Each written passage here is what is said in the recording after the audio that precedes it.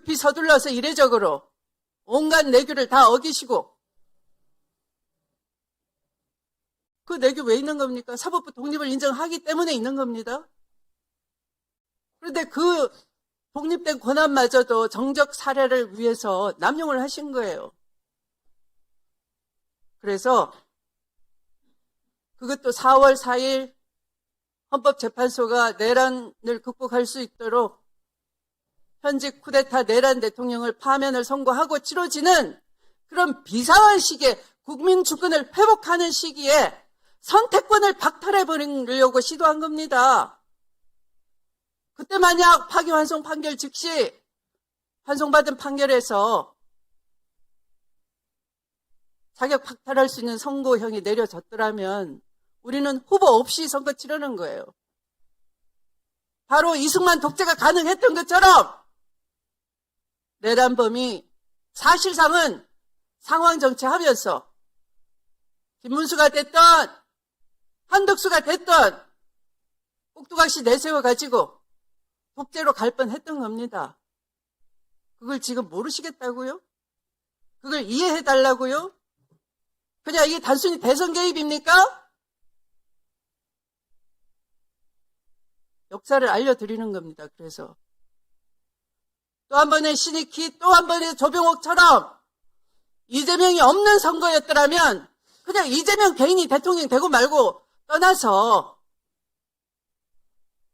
우리는 극복할 수 없는 독재의 길로 쉽게 빠져드는 겁니다. 그래서 사법정의 회복은 이루어질 수 없는 거였어요. 아까 이용훈 대법원장님 말씀 드렸는데, 그러면 또 수백 건, 수천 건이 억울한 사건이 또 생기는 겁니다. 그걸 승복하라고 말씀하실 자격이 없으신 겁니다.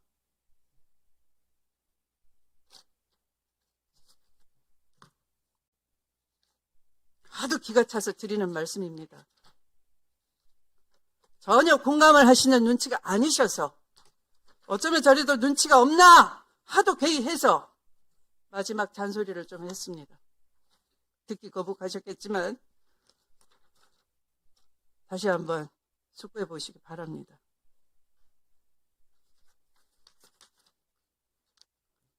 그러면 오늘 회의를 마치도록 하겠습니다. 위원님들 수고 많으셨습니다. 기관장님들과 관계 공무원 여러분들께서도 수고하셨습니다. 보좌진 수석 전문위원을 비롯한 위원회 직원, 경위 속기사 및 언론인 여러분께서도 수고 많으셨습니다. 찬회를 선포합니다.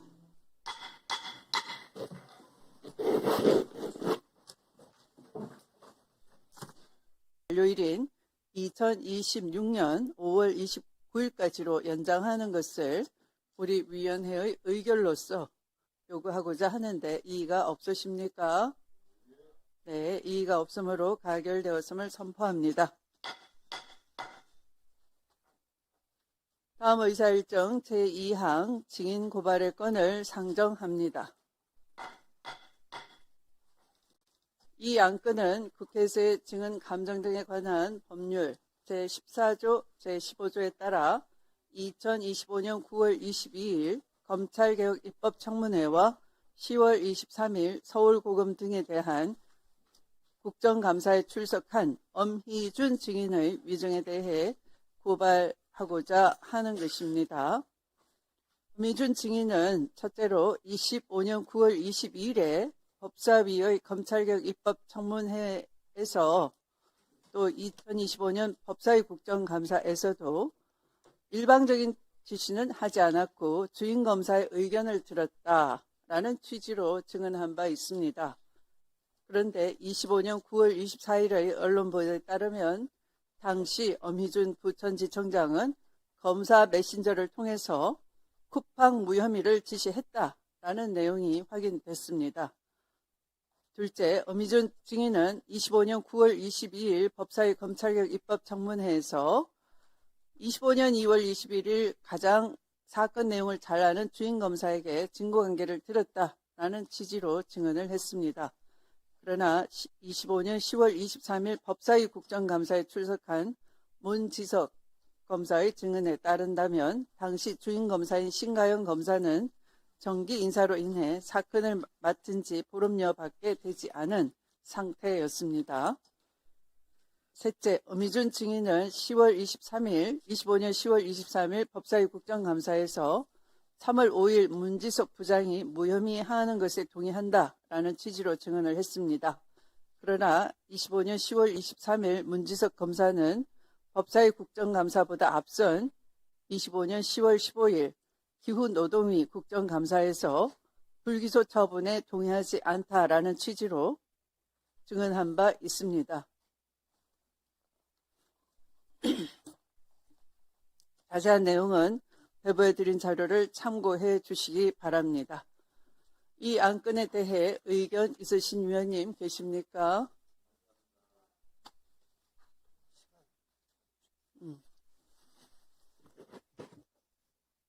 네, 신동욱 위원님 3분간 하겠습니다.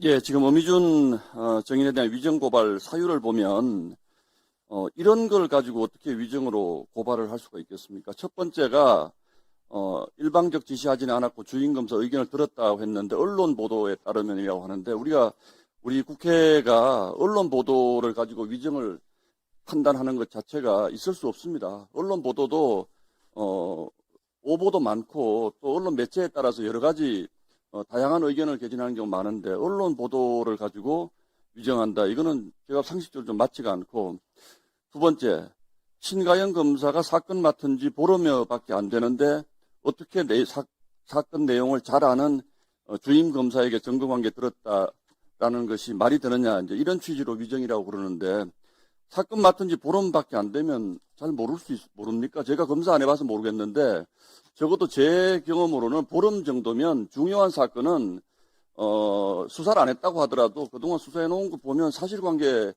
파악하는 데는 너무나 충분한 시간이라고 생각을 하고, 그래서 이런 아주 추상적인 걸 가지고 위정을 고발한다는 거 있을 수 없다고 생각을 하고요. 세 번째는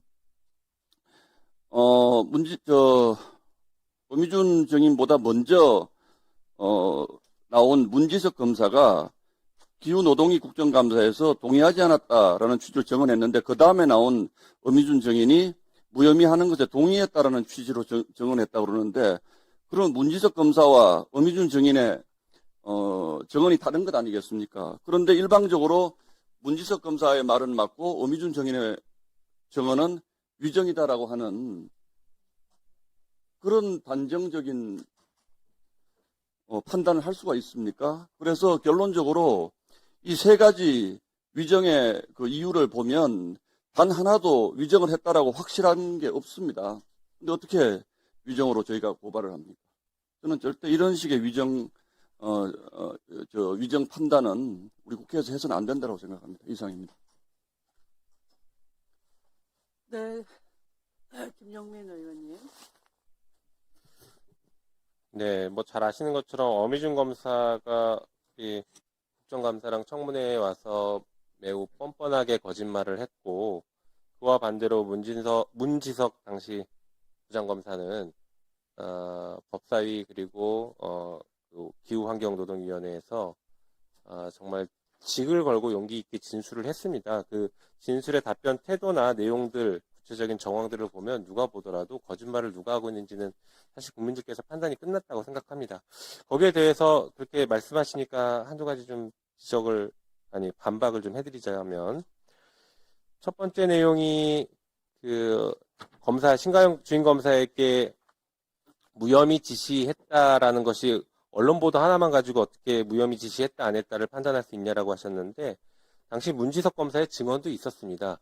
그때 제가 질의했던 것으로 기억하는데, 내부 메신저에 여러 가지 사건에 대해서 사건명과 결론들이 나온 그런 내용들이 있었죠. 그 중에 하나가 쿠팡 무혐의였습니다. 그래서 그 신가영 검사가 지시받았다라고 하면서 주고받았던 그 메신저 내용에 여러 가지들이 다 그 지시받은 내용대로 다 결론이 났습니다. 그래서 이 쿠팡 무혐의도 지시받은 것으로 사실상 확인이 되고, 정황상 분명해 보이고 문지석 검사 역시 그와 같은 취지로 얘기를 하고 있기 때문에 이것은 충분히 위증으로 우리가 처벌할 수 있는 고발할 수 있다라고 봅니다. 그리고 그 사건 맡은 지 얼마 안 됐다라는 그 관련해서는 사실 이 사건에서 원래 주인 검사가 다른 데로 지금 발령받아서 갔죠. 그리고 신가영 검사는 새로 인사 발령받아서 왔는데 기록 자체가 6, 7건으로 굉장히 두껍습니다. 이거 다 증언에 나왔던 얘기입니다. 굉장히 방대한 양의 기록을 다른 사건도 다 있는데 보름 만에 이 사람이 보고 가장 잘하는 사람이다 라고 평가할 수 없고 오히려 그 당시에는 문지석 검사가 제일 잘 알고 있었죠. 이 사건을 부장검사로서 계속 다루고 있었기 때문에 그래서 이제 그 부분이 허위로 저희가 판단할 수 있다는 부분이고 마지막 부분은 이거 너무 명백하지 않습니까? 문지석 부장이 무혐의하는 것에 대해서 동의했다라고 허위로 증언을 하고 문지석 검사는 거기에 대해서 난 동의한 적 없다. 그리고 이 자리에서까지 계속 동의하지 않았다고 끝까지 지금 나와서 다투고 있는 것이 그 진정성, 그 신빙성 이런 것들을 보면 어미준이 거짓말하는 것이 명백하다고 보입니다. 그래서 이것은 저희가 고발을 하고 그러면 이게 수사가 진행되면 수사기관에서 그 혐의 유무에 대해서 명확하게 판단할 수 있을 거라고 생각됩니다. 이것은 사실 우리 국회에 특히 법사위에 건의와도 문제가 됩니다. 이 법사위에서 나와서 함부로 위증하면 된다라는 그런 선례를 절대 남겨서는 안 되기 때문에 고발을 해야 된다고 생각합니다. 네, 나경원 의원님. 사건은 우리 의원님들 잘 아시다시피 쿠팡 그 퇴직 근로자에 대한 퇴직금에 관한 무혐의 처분부터 시작하는 겁니다. 이 무혐의 처분은 어미준 검사가 있는 부천지청에서만 이루어진 것이 아니라 다른 청에서도 무혐의 처분을 했습니다. 그런데 왜 어미준 검사만 문제를 삼느냐? 이거는 결국 이재명 대통령 사건 수사한 수사검사에 대한 보복 아닌가 하는 의심을 들게 하는 것입니다. 또 하나 문제는 이 쿠팡 노조 문제를 이 쿠팡 죽이게 하는 것 중에 하나가 쿠팡이 이번에 뭐 정보를 유출하고 침해된 부분에 있어서 그 책임을 묻는 것에 대해서는 저도 100% 동의합니다만 이 새벽 배송 금지부터 시작해서 실질적으로 쿠팡 죽이기를 통한 이것이 민노총의 비위 맞추기 아니냐 이런 의심 또한 듭니다. 또 세 번째는 이러한 결과가 결국은 한미 간에 굉장히 불편함을 초래할 수 있다는 부분에 대한 걱정도 말씀드립니다. 지금 증인을 고발하겠다는 이유는 사실은 두 사람의 증언 중에서 누구를 믿느냐의 문제인데요. 결국 문지석 검사의 증언을 믿는다면 이것을 고발하는 것이 맞겠지만 이 보면은 어느 누구의 증언을 믿느냐의 문제입니다. 그래서 우리가 함부로 어미준 검사를 이렇게 고발하는 것은 지금 현재 특검의 수사가 진행되고 있는데 이 부당한 압력이 될 수도 있다. 그리고 아까 말씀드린 것처럼 이 쿠팡 노조의 문제가 시작된 것은 실질적으로 민노총에서 쿠팡 노조가 탈퇴한 이후부터 시작이 되었습니다. 그래서 사실 지난 작년에 민주당은 새벽 배송 금지로까지 확대하다가 여론이 나빠지니까 이것을 걷어들였습니다. 결국 이런 어떻게 보면 과도한 쿠팡 때려잡기가 최근에 김민석 총리가 미국을 방문했을 때 벤스 부통령의 우려에도 보이는 것입니다.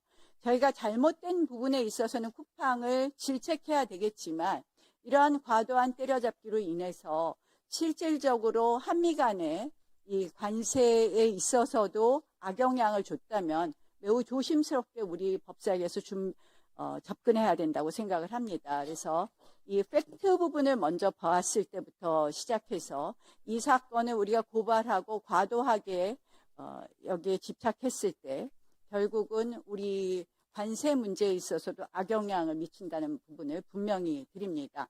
특히 김민석 총리가 오늘 해명 자료라고 냈는데 벤스 부통령이 정중하게 얘기했다고 하는데요. 이러니까 외교가 걱정이 됩니다. 미국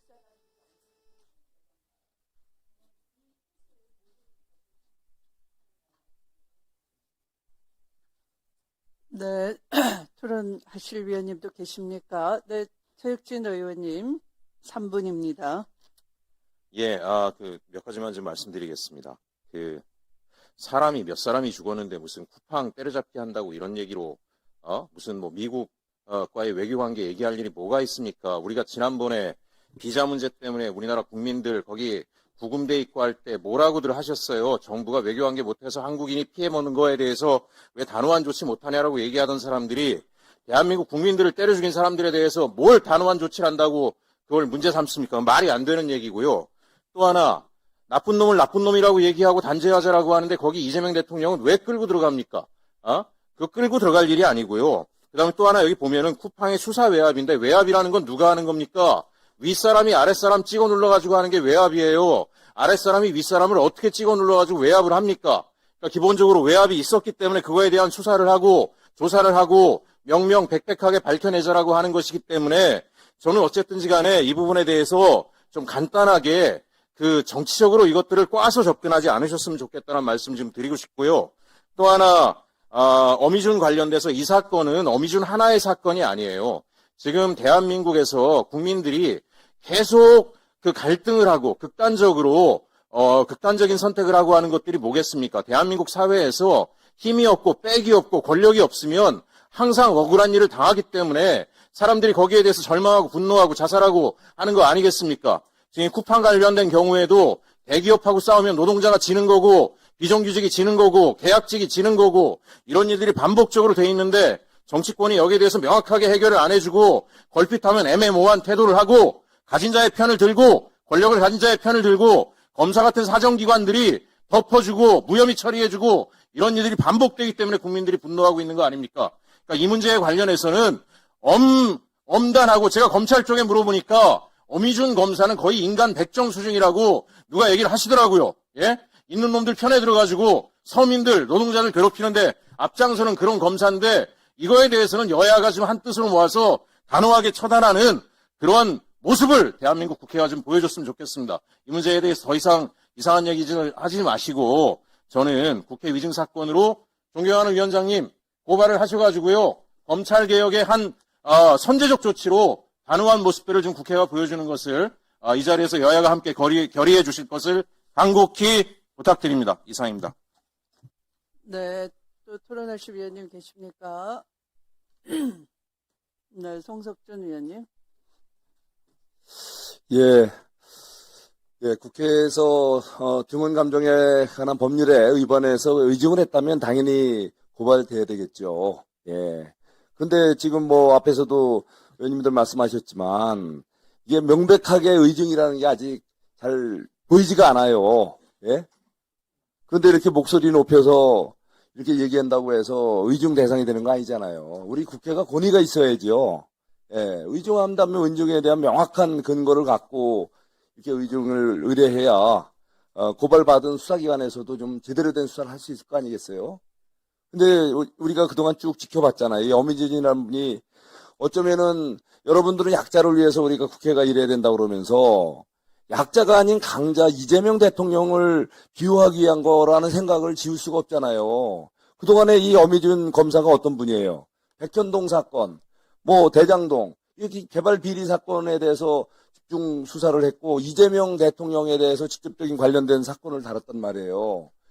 왜 이렇게 이분들을 주요하게 이재명 대통령 관련된 과거에 관련된 사건을 다른 검사들마다 그렇게 이 자리에서 법사위에서 많이 우리가 불러서 망신도 주고 또 여러 가지 겁박도 하고 이랬지 않습니까? 자, 그렇게 했으면 됐잖아요. 그런데도 이렇게 명백하게 안 나오는데 이렇게 억지로 근거도 희박한 이거 갖고서 의중을 또 하겠다고 하면 지금 수사기관들 여러분들 아시는 대로 바빠요. 예, 여러분들이 지금 검찰 좀 해체시켜놓는다는데 그래갖고 검찰도 지금 거의 손을 놓고 있죠. 일선 수사기관들 가보면요. 정말 민생 사건들이 척척이 쌓여 있어요. 이런 식으로 자꾸 또 정쟁의 대상으로 멀쩡한 검사들을 또 수사 의뢰하고 고발하고 이러면 우리 국회 권위까지 없어져요. 이거 막상 수사하다가 나중에 만약에 아무 혐의 없으면 나오면 어떻게 하실 거예요? 우리 법사위가 가서 그때 가서 사과할 겁니까? 예, 그래서 요즘 정말 수사기관들 제대로 된 켜이 쌓여있는 민생 사건 수사할 수 있도록 좀 놔두시고 우리 여기서 그렇게 망신 주고 그렇게 야단을 쳤으면 이제 여기서 예, 접으시죠. 예, 저도 많은 여기 와서 참 어미준 검사 이 자리에 와서 얼마나 망신 많이 당했어요. 예? 근데도 찾아낸 증거 명백하게 딱 부러지게 안 보이네요. 지금 여기 보니까 뭐 언론 보도에 따르면 뭐라고 하는데 말이 엇갈리는 얘기. 그러면 저 문지석 검사도 같이 고발하세요. 왜냐하면 지금 어미준 이 검사하고 이 문지석 검사가 서로 말이 엇갈리잖아요. 그럼 둘 다 의존 가능성이 있는 거 아니에요. 그럼 동시에 고발합시다. 하려면. 좀 이러지 마시고 제발 좀 우리 수사기관들 민생 사건에 집중할 수 있도록 국회에서 좀 이번에 자제했으면 좋겠습니다. 예, 이상입니다. 네, 또 토론하실 의원님 계십니까? 네, 이성윤 의원님. 정말 전주시을 이성윤입니다. 어미준 검사가 국회에 나와서 참 뻔뻔하게 거짓말했습니다.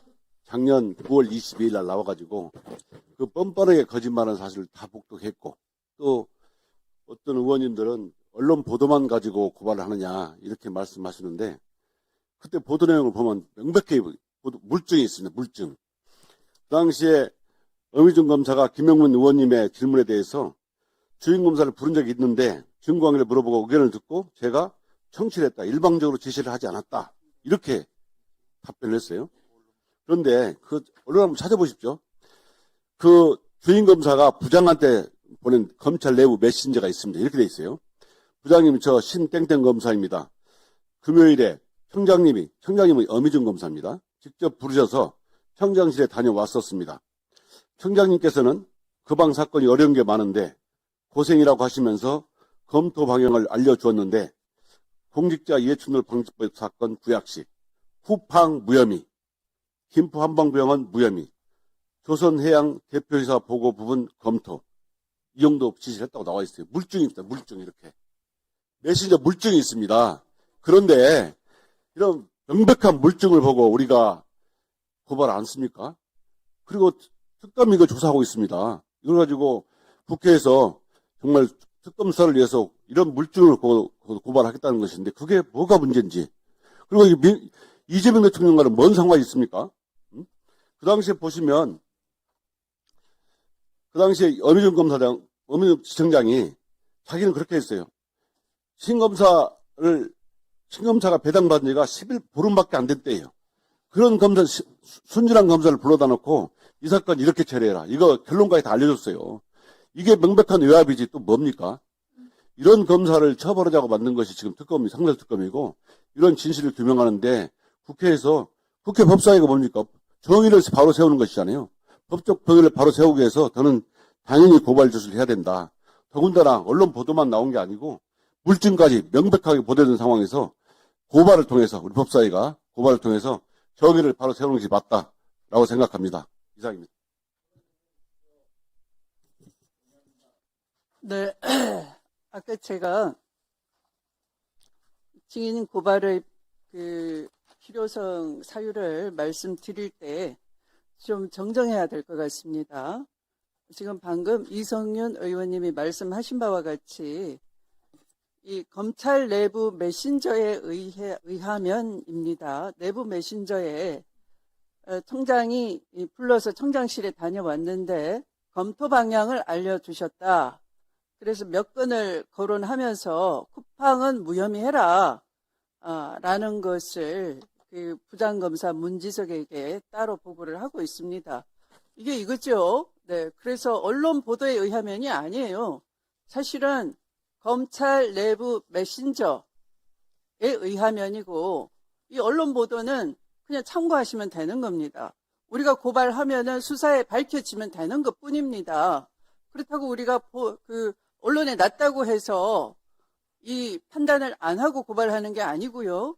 이 의혹은 마땅히 고발돼야 하는 것이고 이제 수사기관이 수사하면 되는 겁니다. 우리가 바로 고발했다고 바로 처벌되는 게 아니지 않습니까? 그리고 이것은 뭐 다른 의원님께서는 이 전국 지침이 있었던 것이고 어미준 부천 지청장만 그런 것이 아니다라고 하시는데 쿠팡의 로비력이 전국에 뻗어 있어요. 오히려 대관 측에 종사하는 사람이 굉장히 많습니다. 그것은 쿠팡의 로비력을 보여주는 것이지 오히려 그 전국 다 그랬는데 왜 여기만 문제 삼아 하는 것이 아니고 이와 같은 일이 전국에서도 다 벌어졌다 하는 것을 이 고발을 통해서 수사로 밝혀야 된다 하는 것입니다.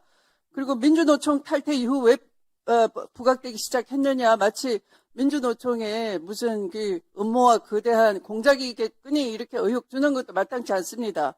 사회적 경제적 지위를 위해서 민주노총이 있는 것이고 이 민주노총이 이걸 문제 삼았으면 국회는 마찬가지로 같은 관심을 가져줘야 되는 것입니다.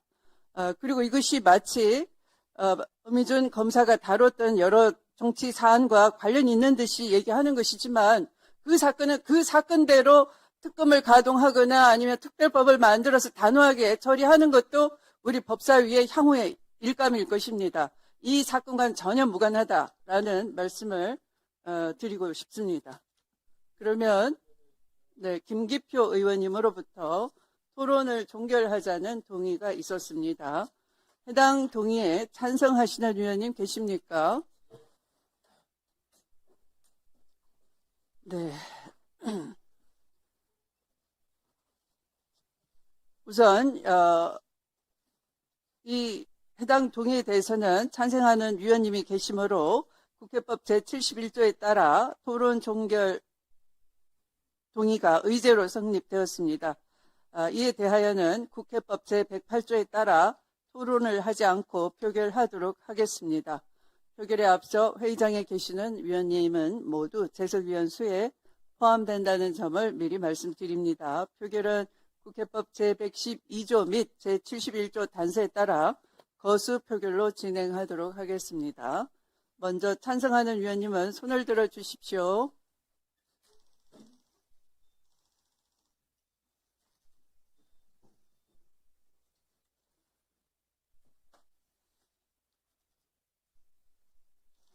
내려주십시오. 다음 반대하는 위원님은 손을 들어 주십시오.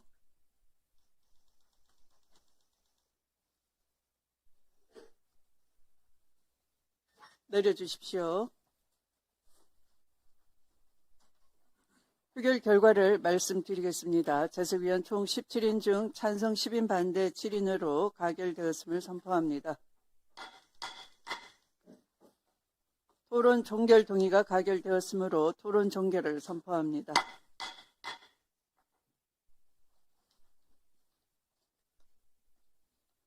그러면 의사일정 제2항 증인 고발의 건을 배부해 드린 자료와 같이 의결하고자 하는데 이의가 없으십니까?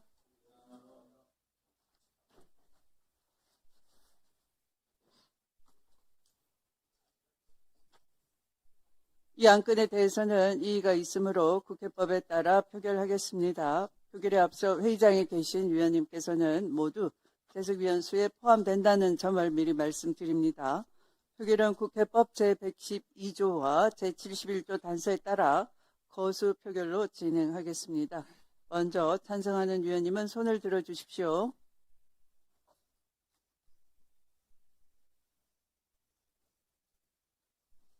내려주십시오.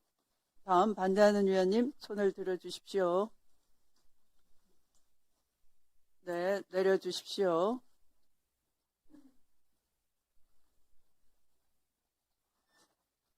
표결 결과를 말씀드리겠습니다. 재석위원 총 17인 중 찬성 10인 반대 7인으로 가결되었음을 선포합니다. 고발장 등의 작성 등 후속 절차에 대해서는 위원장에게 위임해 주시기 바랍니다.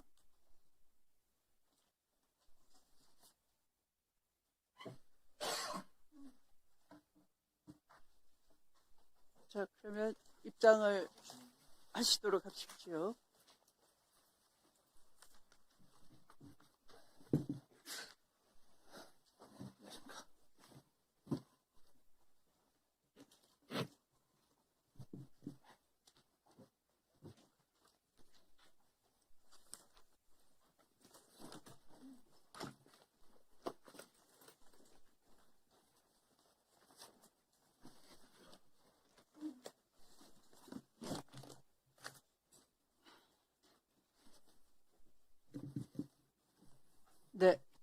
다음은 법안심사 제1소위원회에서 의결한 법안을 심사하도록 하겠습니다.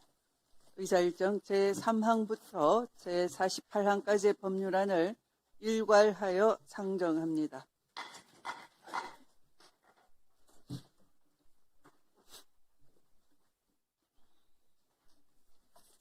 네, 김영민 법안심사 제1소위원장님께서는 심사 보고해 주시기 바랍니다.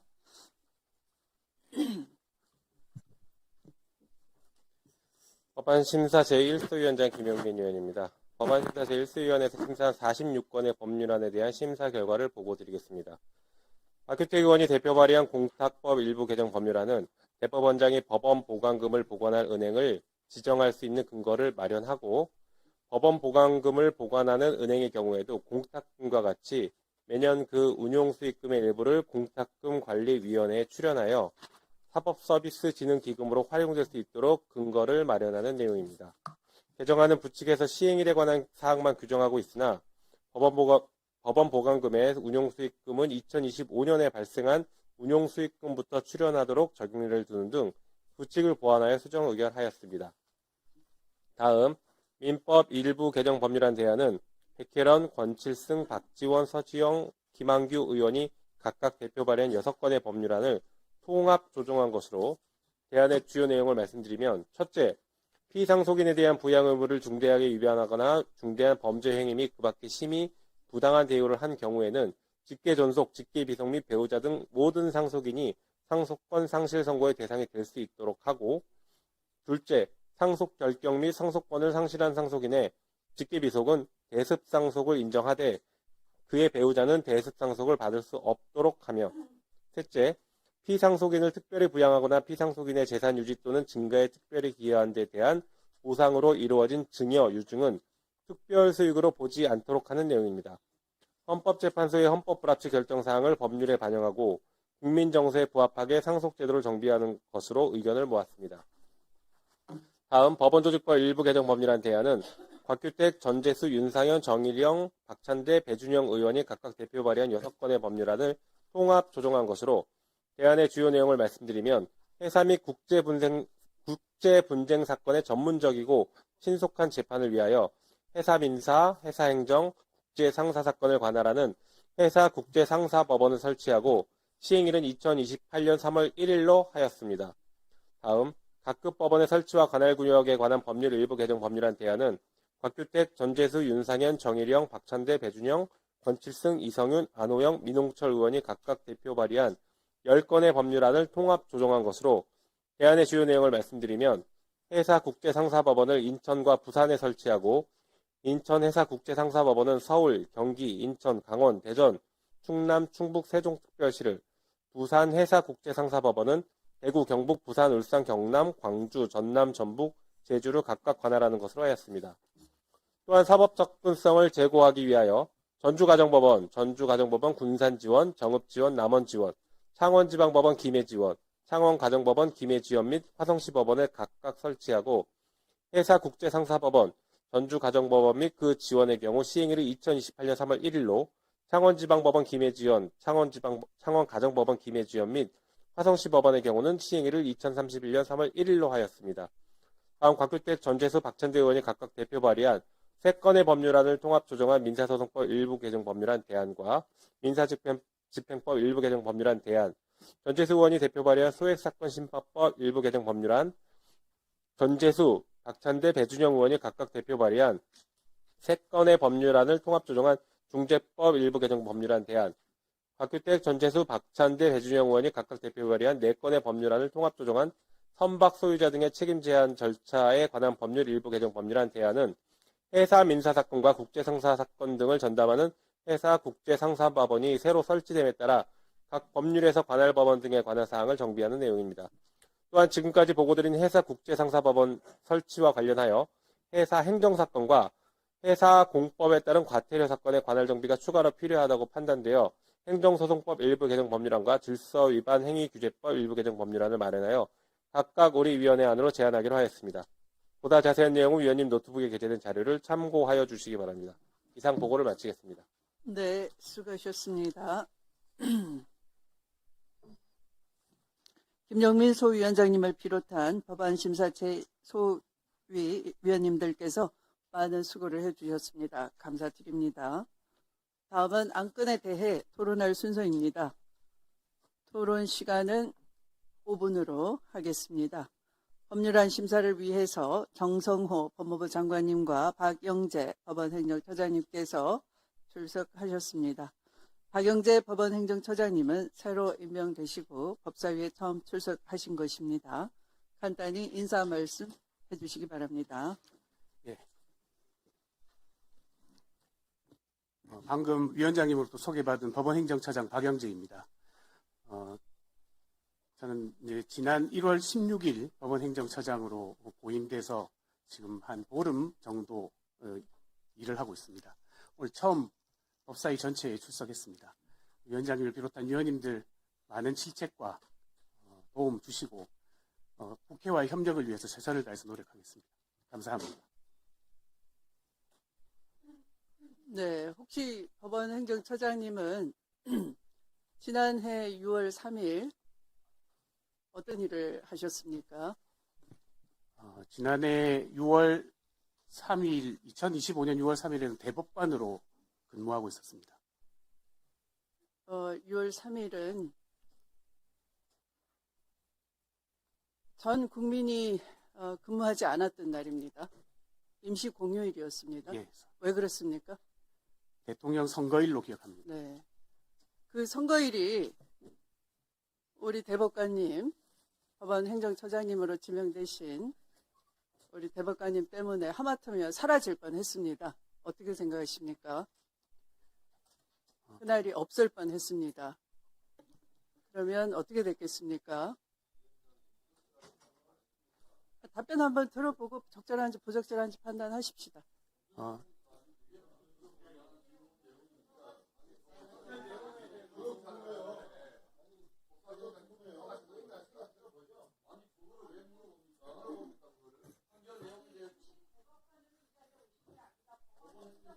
판결에 대해서 피업도 얘기 안 했습니다. 6월 3일 어떤 의미를 가지고 계시는지 물어보는 겁니다.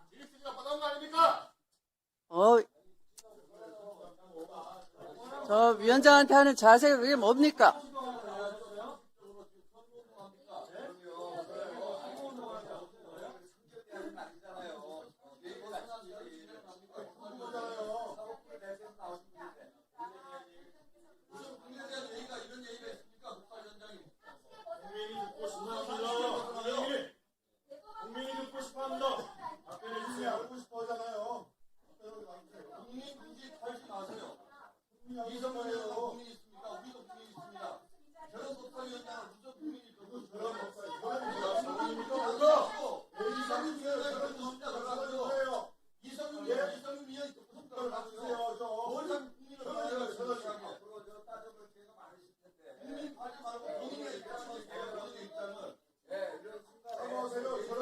자, 조용히 해주세요.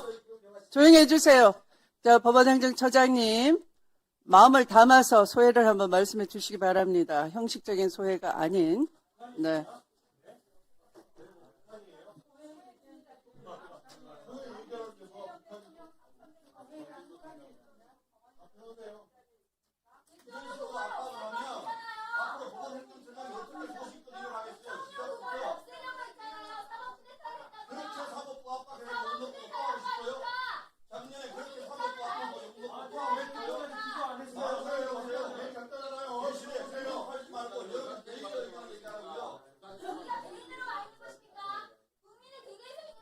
여러분이 방해를 해서 위원장의 진행이 이루어지지 않고 있습니다. 협조해 주십시오. 자, 법원행정처장님, 국민들께서 보고 계십니다. 말씀 한번 해 주시기 바랍니다.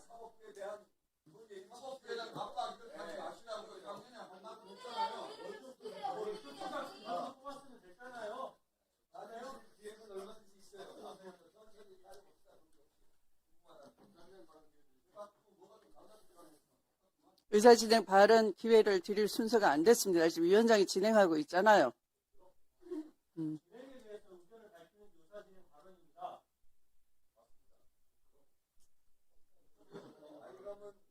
답변이 나오든 존중하셔야 돼요. 또 거기서 원석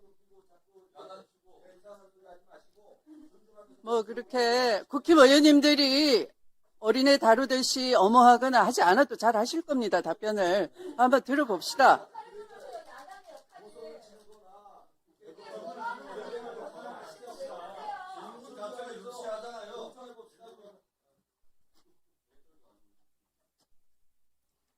예, 위원장님 명에 따라서 답변을 드리겠습니다. 위원장님의 말씀을 무겁게 받아들입니다. 위원장님을 비롯한 여러분들이 거기에 대한 질책을 하고 계시고 우리 사법부도 거기에 대한 책임감을 가지고 있습니다. 앞으로 사법부가 더욱 잘할 수 있도록 저도 최선을 다해서 노력하겠습니다.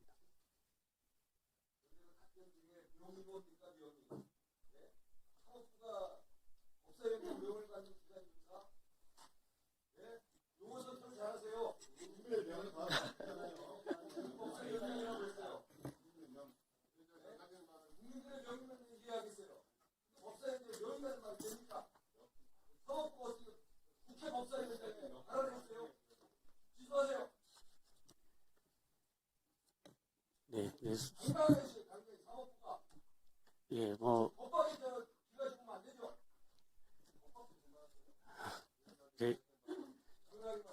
제가 선택한 용어에 문제가 있었다면 거기에 대해서는 죄송스럽게 생각합니다. 예, 앞으로는 그런 일이 없도록 주의하겠습니다.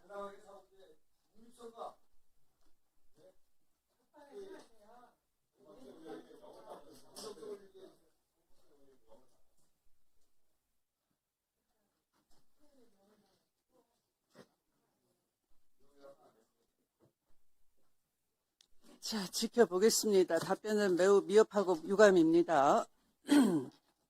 진행을 위하여 네, 위원님들은 협조해 주시기 바라고요. 자, 그러면 토론하실 위원님.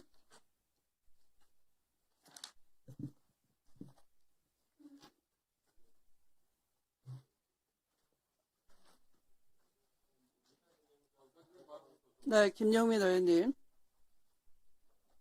네, 의사진행 발언 겸 토론을 좀 하겠습니다. 방금 존경하는 위원장님께서 지적하신 것처럼 작년 6월 3일 대통령 선거 자체가 없거나 국민의 의사를 매우 왜곡된 방향으로 치러질 뻔했습니다.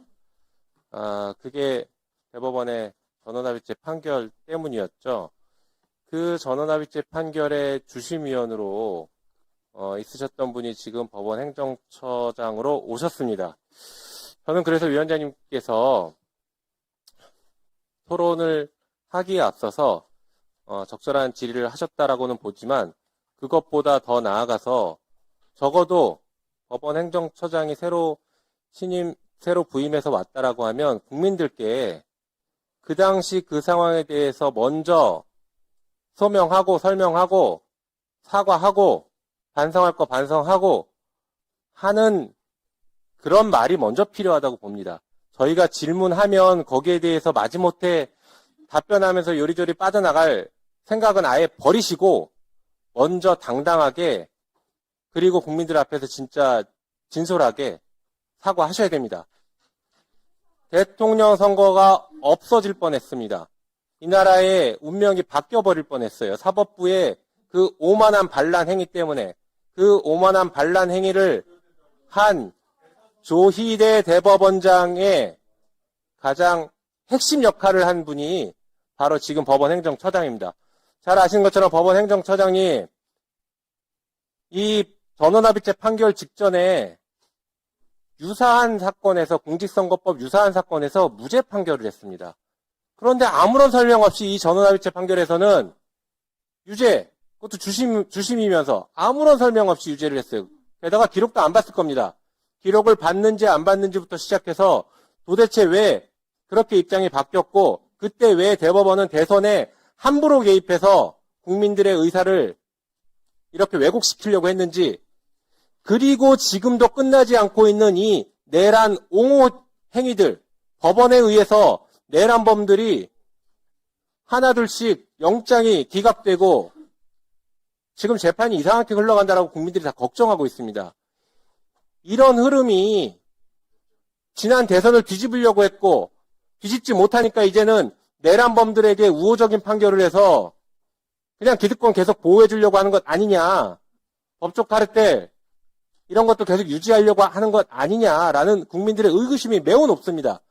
여기에 대해서 지금 법사위에 나왔고 국민들 앞에 이제 섰으니 당당하게 입장 밝혀야 됩니다.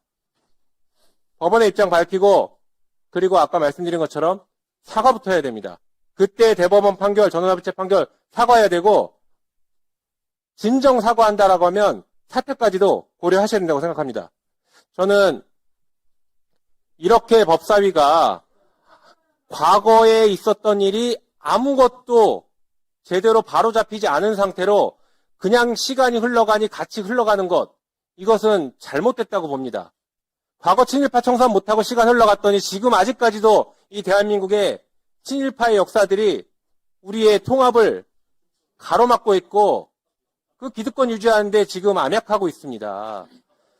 이 내란범 우리가 제대로 청산하지 못하고 있다 보니까 앞으로 지금은 그냥 또 시간 흘러갈지 모르겠지만 앞으로 내란범 제대로 청산하지 못하면 10년 뒤, 20년 뒤에 계속 이것이 분열의 요소가 됩니다. 그리고 방금 말씀드린 사법부가 함부로 대선에 개입해서 국민주권의 정면으로 도전했던 그 행위가 바로잡히지 않으면 여전히 사법부는 국민 위에 계속 군림하려고 할 것입니다. 그러니 법원행정처장 지금 이 문제에 대해서 입장 분명하게 밝히고 제대로 사과하고 저는 기왕이면 사퇴하실 것까지도 권고합니다. 위원장님 이런 의사진행부터 해주시면 좋겠습니다. 먼저 입장을 좀 진지하게 들었으면 좋겠습니다. 이상입니다. 네. 저도 답변이 필요하다고 봅니다. 답변해 보십시오.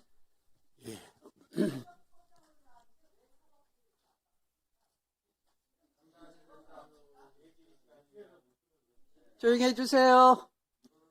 진행 방해하지 마시고 조용히 해주세요.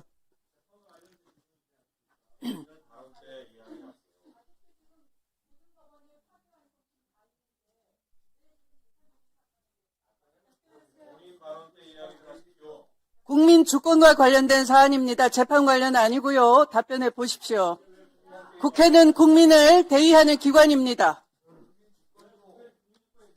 헌법상 국민이 가지고 있는 공민권을 박탈할 뻔했습니다. 답변해 보십시오. 조용히 하시고요. 조용히 하십시오. 귀가 다 아픕니다. 답변해 보십시오.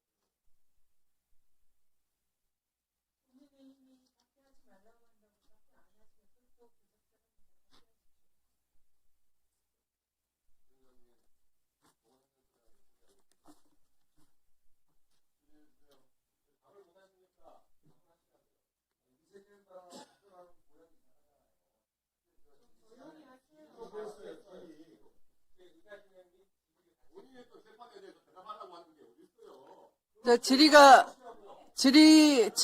의견 표명이 끝나면 다 그 법사위원님들은 국민의 뜻을 대변하는 입장에서 말씀을 하신 거고요. 답변 의무가 있습니다. 답변해 보십시오. 예, 제가 지난 5월 1일에 있었던 전원합의체 판결의 이제 주심 판사로서 법원 행정처장으로 보임된 것에 대한 여러 가지 의견들을 말씀해 주셨던 것 같습니다. 일단 먼저 지난 전원합의체 판결과 관련해서 말씀드리자면 헌법과 법률에 따라서 했던 절차에 맞는 판결이라고 말씀드릴 수밖에 없습니다.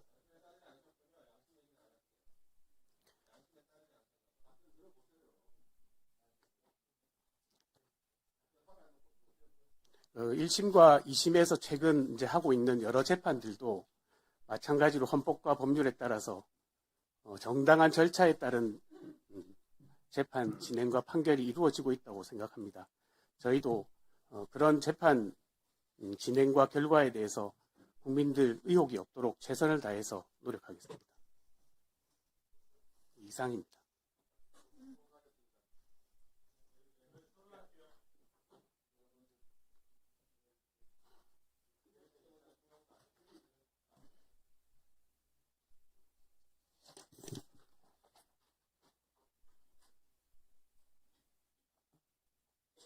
자, 어차피 다 위원님들이 질의하실 것 같으니까 질의 순서지에 따라서 가도록 하겠습니다. 그럼 배부해드리고, 네.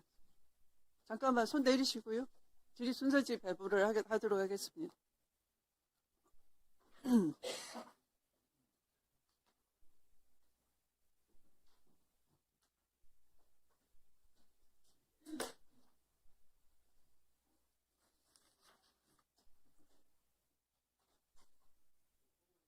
자, 질의 순서지에 의해서 신동욱 의원님. 네, 그러면 송석준 의원님 하십시오. 예, 시작할까요? 네. 예, 우리 법원 행정처장님, 예, 축하드립니다. 예, 오늘 참 처음 대면하는 날 이렇게 또 동료 의원으로부터 좀 언성도 높여지고 이 점에 대해서 제가 정중하게 대신 사과드리겠습니다. 예, 우리 입법부는 예, 행정부, 사법부와 함께 상권 분립의 한 축이지 이 입법부가 사법부에 군림하는 그런 국가기관은 아니죠. 예, 그렇게 생각하시죠? 예, 예, 그거는 주권자인 국민들께서 엄명을 하셨고 그 엄명은 헌법 구절구절에 그게 아로새겨 있잖아요. 예, 그래서 절대 입법부에 우리 소속원들인 특히 우리 법사위 의원님들 언성을 높이거나 무리한 답변을 요구하셔도 흔들리지 마시고 예, 사법부의 독립성 훼손되지 않도록 당당하게 진실에 입각해서 사실과 그런 진실에 입각해서 답변해 주시기 바랍니다. 예, 저는 최근에 아주 중요한 판결들이 있었어요. 예. 지난번에 우리 한덕수 전 대통령 대행님에 대한 이 판결에서 검찰 그것도 이제 아주 무리한 수사를 했던 특검의 그런 구형량보다 정말 엄청나게 많은 23년이 선고가 됐고 그리고 또 김건희 여사에 대한 그 또 수사에서 특검에 또 엄청난 그런 구형이 있었는데 실제 선고는 굉장히 낮게 이렇게 책정됐다고 하면서 우리 민주당 측에서는 이 두 재판을 놓고서 하나는 엄청 잘 됐다. 대한민국이 새로운 대한민국으로 나아갈 수 있는 그러한 중요한 판결이다. 이렇게 또 극찬을 하는가 반면에 또 이 특검의 구형량보다 낮게 선고된 그 재판에 대해서는 그야말로 이거는 아주 잘못된 재판이다. 그러면서 즉각 항소를 하라고 마치 감독이 선수에게 이렇게 지시하듯이 이렇게 또 사법부에 간섭하는 행태를 보였습니다. 우리 이제 새로 이게 오늘 이제 취임해서 오늘 이 자리에 하신 우리 법원행정처장님 이런 입법부의 행태에 대해서 절대 불하지 말고 항상 법리와 사실관계에 따라서 엄정하게 재판해 줄 수 있도록 해줄 수 있죠? 예, 사법부의 구성원들은 아까 말씀드린 것처럼 헌법과 법률에 따른 정당한 절차에 따라서 재판을 진행해야 된다고 생각하고 있습니다. 법원 행정처는 그걸 적극적으로 지원하겠습니다. 예, 사법부가 정말 흔들리고, 사법부가 우리 권력에 굴종하면 대한민국은 곧 독재라고 하는 소리를 듣습니다. 우리 대한민국 국민들은 위대한 국민들입니다. 짧은 우리 대한민국 역사지만 바로 세계가 가장 부러워하는 대한민국의 오늘날 강고한 민주주의와 또 경제 성장을 이뤄낸 위대한 나라 아니겠습니까? 그 이면에는 바로 형사사법제도가 많은 여러 가지 논란 속에서도 그래도 이렇게 사법부의 독립 속에서 사법부의 공정한 판결들이 그동안 그래도 흔들리는 대한민국을 지탱해 왔는데 지금 이런 이재명 정부의 여러 가지 이해할 수 없는 그런 어떤 그 행태에 절대 굴복해서는 안 된다는 말씀을 다시 한번 드립니다. 자, 그리고 우리 정성호 법무부 장관님. 예. 예. 요새 우리 특검, 이재명 정부 들어서 도대체 왜 이렇게 특검이 난무하는 겁니까? 지금 그 소위 3특검이라고 해서 정권 출범 초부터 계속 막대한 예산을 들여서 했잖아요. 근데 그게 뭐가 이렇게 또 열심히 파고 해고도 부족했는지 또 연장을 했잖아요. 막대한 예산을 또 들였어요. 그리고 또 그것도 부족하다고 또 2차 종합특검을 하자고 그래요. 근데 특검 내용을 보니까 또 무슨 1, 2, 3 비상경 관련해서 지자체에 관한 또 수사도 대상으로 해갖고 하겠다는 거예요. 지금 지방선거가 이제 코앞인데 지방선거 때까지 그 지자체까지 이제 특검이 이제 칼자루를 휘둘러 대겠다고 하는데 이거 되겠습니까? 이거야말로 그 지방선거를 망치고 소위 정략용 이게 특검 행태 아닙니까? 절대 이게 이래서는 안 되는 거잖아요. 이거에 대해서 좀 국민들이 예, 어쨌든 국회 결단에 의해서 또 특검법이 통과돼 갖고 그 법에 의해서 특검이 임명돼서 저는 국민들이 보고 있기 때문에 정치적으로 엄정하고 중립적으로 이렇게 공정하게 하리라 저는 믿어야 된다고 생각하고 있습니다. 네.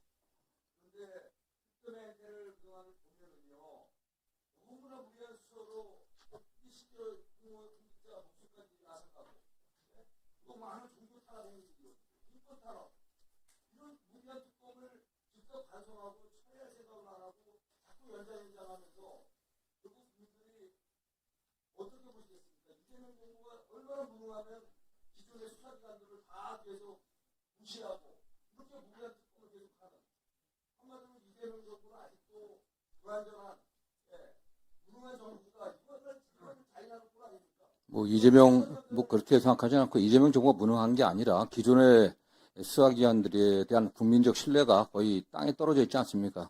그런 거에 대한 어떤 불신 때문에 어떤 정책 결단을 국회에서 하신 거로 좀 보고 있습니다. 네.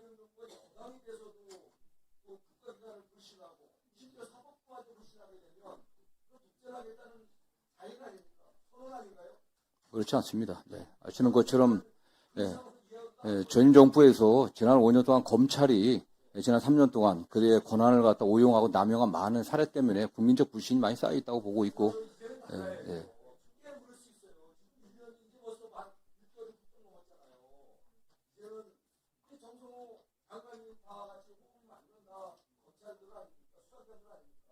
저희들한테 어떤 검찰이 정말 그 과거의 잘못에서 벗어나갔고 또 새로운 검찰로 거듭나려고 노력을 하고 있고요. 어쨌든 그거는 또 국회에 결단해 주신 공소청, 중수청 또 수사 기소 분리 또 이런 원칙이 입법화 좀 되고 있기 때문에 앞으로는 잘 되리라 봅니다. 네.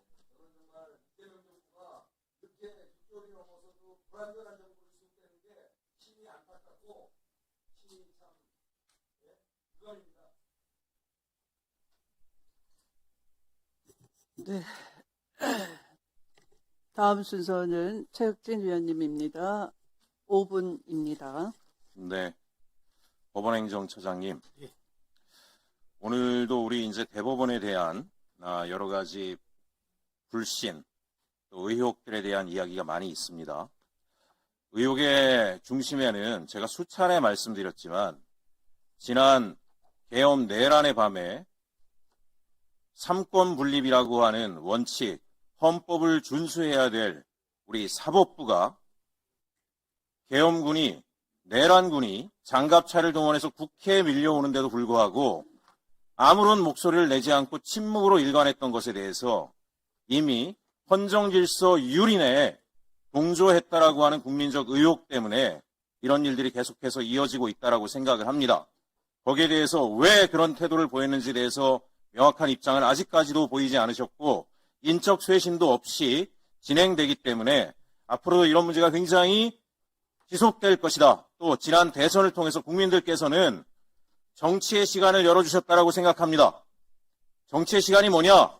사법부가 국민을 배반했다. 검찰도 국민을 배반했다. 행정부도 국민을 배신했다. 그럼 남은 건 뭐겠습니까?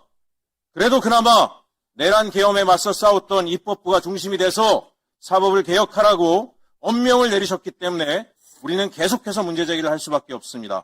그 부분에 대해서 깊이 인지하시고 앞으로도 대응해 주시길 바랍니다. 제가 왜 이런 말씀을 드리냐면 사법부의 국민에 대한 우롱은 계속되고 있습니다. 제가 깜짝 놀랐습니다. 내란 전담 재판부, 영장재판 판사, 국민적 불신이 무엇인지 알면서도 불구하고 조희대 대법원장 라인에 있다라고 하는 판사를 그냥 갖다 앉혀버리는 이 과감한 행태에 대해서 국민들이 뭐라고 보겠습니까? 아무런 반성이 없구나. 오늘 국민의힘은 여기 나와서 법원행정처장님을 엄호하는 데 바빠요. 저는 이런 의혹을 가지고 있습니다. 왜 반성도 하지 않고 사법부에 대한 방탄에 나서겠는가? 본인들의 내란 관여 의혹을 막아줄 마지막 보루를 사법부로 보고 있기 때문에 이런 행동이 나온다라고 저는 생각을 합니다. 사법부가 이런 의혹을 받아서는 안 된다라고 생각하기 때문에 앞으로 엄정한 조치를 통해서 국민이 신뢰할 수 있는 사법부가 됐으면 좋겠습니다. 반드시 요청하고 요구합니다. 법무부 장관님, 저는 특검이 대단히 신속하게 이루어져서 최대한 지방선거 전에 결론이 나와야 된다고 생각을 합니다. 선거가 뭡니까? 국민의 선택권입니다. 누가 국민을 배반했고 누가 국민을 우롱했고 누가 국정농단을 했는지를 알아야 누구를 찍을지 결정할 수 있지 않겠습니까? 그런데 지금 뭐라고 이야기하나요? 지방선거 전에 결론을 내면 선거 개입이라고 국민의 눈가림을 하려고 하는 겁니다. 반드시 정광석화처럼 깊이 있게 넓게 수사를 해서 조사를 해서 엄정하게 사건의 진상들을 드러내서 국민들이 그에 대한 분명한 결단을 내리고 선택할 수 있는 기회를 주어야 한다고 생각을 합니다. 아울러 이 자리에 계신 우리 더불어민주당 의원님들께도 통일기호 신천지 특검법의 조속한 처리를 요청을 드립니다. 저는 오늘 민법 관련돼서 여러 가지 법안 심의를 하는데 지난 1월 9일에 민법 일부 개정 법률안을 저는 발의를 했습니다. 통일기호 신천지처럼 이단시 취급되는 전통 종교에서 볼 때 완전히 이단이라고 하는 이 종교단체가 정교분리의 원칙을 위배하고 특정 정당과 조우해서 이권 개입, 정치 개입한 것에 대해서는 엄정하게 조치할 수 있는 민법 개정안을 해산과 동시에 본인들이 착복한 재산들을 국고에 환수하는 그런 법안을 발의한 바 있습니다. 저는 왜 이런 일들이 벌어지고 있고 여기에 대해서 국민의힘이 명확한 입장을 보이지 못하고 있는가? 이 자리에 있는 나경원 의원도 신천지로부터 자유롭지 않지 않습니까? 또 국민의힘의 통일기와 신천지 당원들이 20만 가까이 가입돼 있다라고 하는 이야기를 들었습니다. 무슨 얘기냐? 본인들의 경선에 영향을 미칠 정도로 강력한 힘을 발휘하고 있기 때문에 이러한 조치를 엄정하게 처리하고 있지 못하다라고 저는 생각을 합니다. 국민의힘 스스로가 이것을 자정할 가능성은 없다라고 보여지고 국가기관이, 수사기관이 국민의힘을 도와줘야 되겠습니다. 그게 뭐겠습니까? 통일교 신천지에 대한 철저한 수사를 통해서 정교유착 이 문제를 엄단하고 관련된 그 불법 행위에 대해서 엄벌을 통해서 보수가 정상적인 보수가 될 수 있도록 국가 차원에서도 정부 차원에서도 분명한 역할을 해야 된다고 생각을 합니다. 존경하는 추미애 위원장님, 통일교 신천지 법안을 위원장님으로 계신 동안에 신속히 통과될 수 있도록 도와주시고 또한 제가 발의한 통일교 신천지 해산과 관련된 민법 개정안도 반드시 우리 법사위에서 통과가 돼서 다시는 종교, 이단적 종교단체가 대한민국의 헌정 질서를 유린하게 하는 일이 없도록 또 그와 우리 밑에서 손을 잡고 대한민국의 국정농단을 하려고 했던 세력들이 정치의 중심에 서지 못하도록 엄정한 조치를 취해 주실 것을 강력히 요청드립니다. 이상입니다.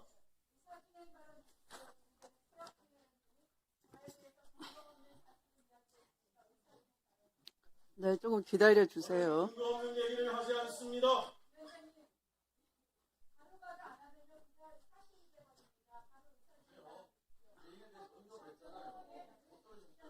저는 5년 이상을 기다려 온 사람이에요.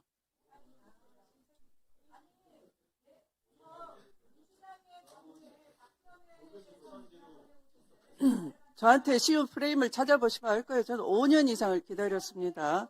이제 다음은 신동욱 위원님 발언 순서입니다. 네. 신동욱 위원님 발언 기회입니다. 좀 참아주세요.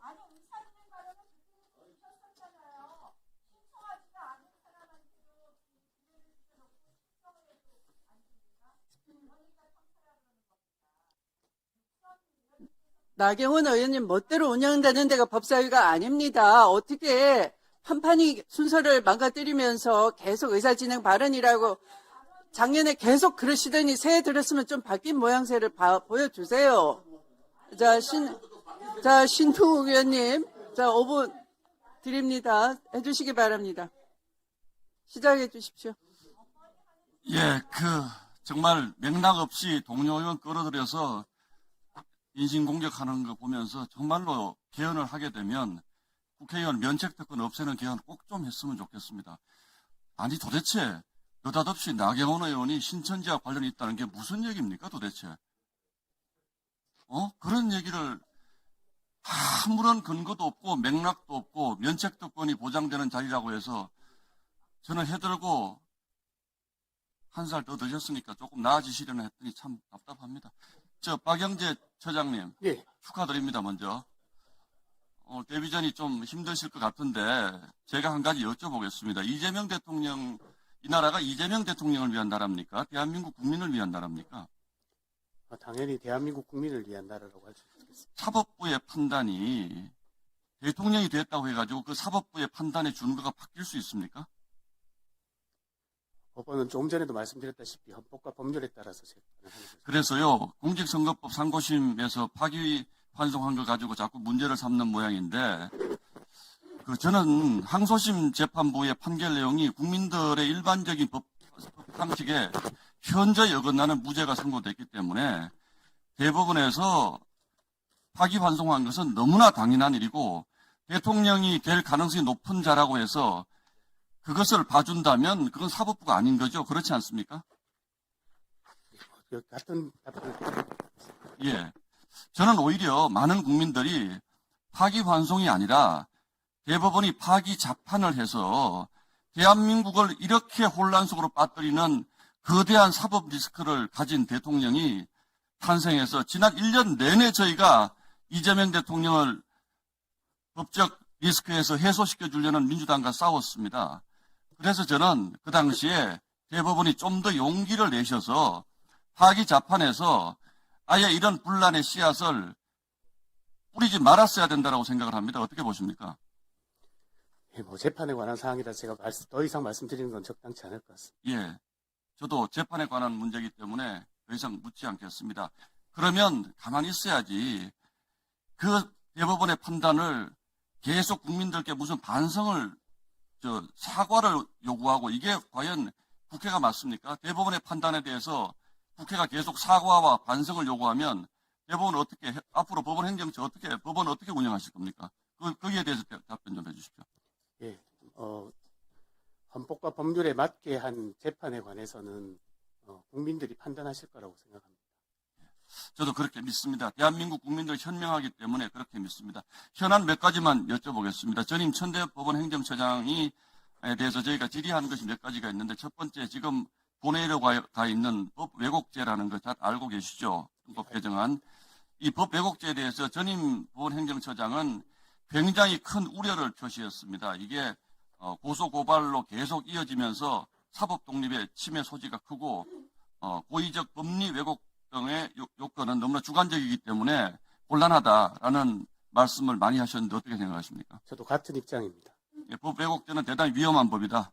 예, 자, 법원 행정처 폐지하자는 법안에 대해서 천대엽 전 처장은 사법부 독립의 본질이 재판뿐 아니라 인사권을 핵심으로 하는 사법행정에도 있기 때문에 이거는 삼권 분립의 역사, 그러니까 법원 행정처를 폐기하고자 하는 것은 삼권 분립의 역사를 되돌리는 것으로 매우 큰 문제가 있다, 이렇게 판단하셨는데 그 부분에서 어떤? 예, 사법권의 독립에는 사법행정의 독립도 포함된다고 생각합니다. 자, 세 번째, 재판 소원제. 그러니까 헌법재판소, 그러니까 이른바 국민들이 사심제라고 얘기하는 재판 소원제 도입에 대해서 이게 실질적인 사심제가 되면서 소송 지옥으로 대한민국 국민들의 소송 비용을 급격히 증가시키고 사실상 법원의 업무를 마비시킬 가능성이 있다라는 입장을 천대엽 전 처장이 힘주어 말씀하셨는데, 이 소위 재판 소원 도입에 대해서는 어떻게 생각하십니까? 재판 소원은 이제 사심제로 가는 길이고, 말씀하신 것처럼 국민들을 소송 지옥에 빠뜨리게 하는 것에다가 더해서 우리 헌법상 헌법재판소와 대법원은 권한이 분장되어 있습니다. 대법원의 확정 판결에 대해서 헌법재판소에서 재판 소원을 받아들일 수 있다고 하는 것은 결국 헌법 사항이라고 생각합니다. 예. 마지막으로 대법관을 정원하는 문제, 이 문제는 민주당이 사법부를 압박하면서 회유하는 가장 큰 도구로 사용해 온 것입니다.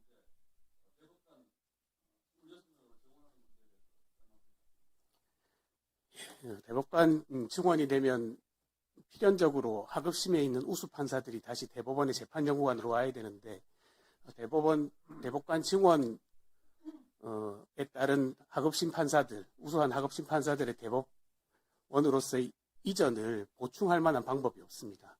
하급심의 약화가 굉장히 크게 우려되는 상황입니다. 네, 수고하셨습니다. 다음은 전현희 위원님 5분입니다. 이재명 전 대선 후보의 우리 주심을 맡았던 그 사건이 여러 면에서 사상 초유의 판결이다. 그래서 우리는 이것을 희대의 판결이다, 이렇게 부르고 있습니다. 당시에 해당 판결을 두고 사법부가 대선 개입한 거 아니냐, 명백한 사법 쿠데타다, 이런 평가를 많은 국민들이 하고 있고 국민적 비판이 집중되었던 그런 사안입니다. 근데 그때의 이 사법부가 대선 직전에 대선에 개입을 해서 헌정질서 파괴에 사실상 동참한 그런 있을 수 없는 판결인데, 거기에 중심에 우리 오늘 행정처장께서 계셨습니다. 그런데 그런 분을 이번에 조희대 대법원장이 법원 행정처장으로 임명을 하셨어요. 지금 그 사안 때문에 사법부에 대한 국민들의 불신이 높아졌고 사법개혁이 촉발됐고 지금 사법부에 대한 국민의 그런 신뢰는 땅에 떨어졌습니다. 그게 당시의 핵심 장본인이다 해도 과언이 아닙니다. 그런데 그런 분을 대법원장이 뻔히 알면서 지금 행정처장으로 임명을 하셨어요. 사실은 우리 오늘 처장으로 이 자리에 오셨지만 거절을 하셨어야 합니다. 나는 그런 자격 없다. 국민들을 볼 면목 없다. 그렇게 하면서 행정처장 이 자리에 안 앉으시는 게 옳습니다. 그런데 오셔가지고 당시에 헌법과 법률의 판단에 따라서 이 재판을 했다라고 말씀하시는 것은 이건 국민들에 대한 예의가 아니다, 이렇게 생각을 합니다. 지금 이 당시에 이 재판이 왜 문제가 됐냐? 일단은 여러 가지 지금 처장께서는 헌법과 법률에 따른 판단이었다 하지만 저희들은 그렇게 보지 않습니다. 헌법을 위반하고 법률을 위반한 판결이었습니다. 자, 제가 여쭤보겠습니다. 그때 우리 처장께서 주심을 하시면서 재판 기록 다 읽으셨습니까? 제가 상세한 말씀은 드릴 수는 없겠습니다. 다 읽으셨는지만 답변하십시오. 당연히 다 읽어야 되잖아요. 지난번에 이 천대엽 처장도 대법관들 재판 기록 다 당연히 다 읽는다 말씀하셨습니다. 다 읽으셨습니까? 상고심 재판에 필요한 상고유예 판단에 필요한 범위 내에서는 당연히 재판 기록 다 읽는다 했습니다. 이 사안은 1심에서 유죄가 났어요. 2심에서 대등재판부가 정말로 심사숙고 끝에 무죄 판결을 했습니다. 유죄를 무죄로 뒤집었습니다. 그러면 대법원은 1심 유죄, 2심 무죄. 정말 그 쟁점, 법리적 쟁점을 정말 상세하게 심사숙고해서 판단을 해야 됩니다. 통상 대법원에서 판결하는 사건들이 평균이 180건 평균이 994일입니다. 거의 3년 이상이에요.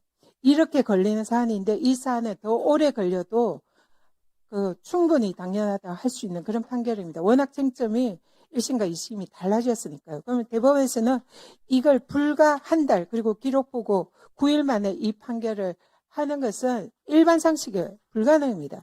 그리고 9일 만에, 또 전압 회부된 지 이틀 만에 재판 기록 다 읽으셨어요?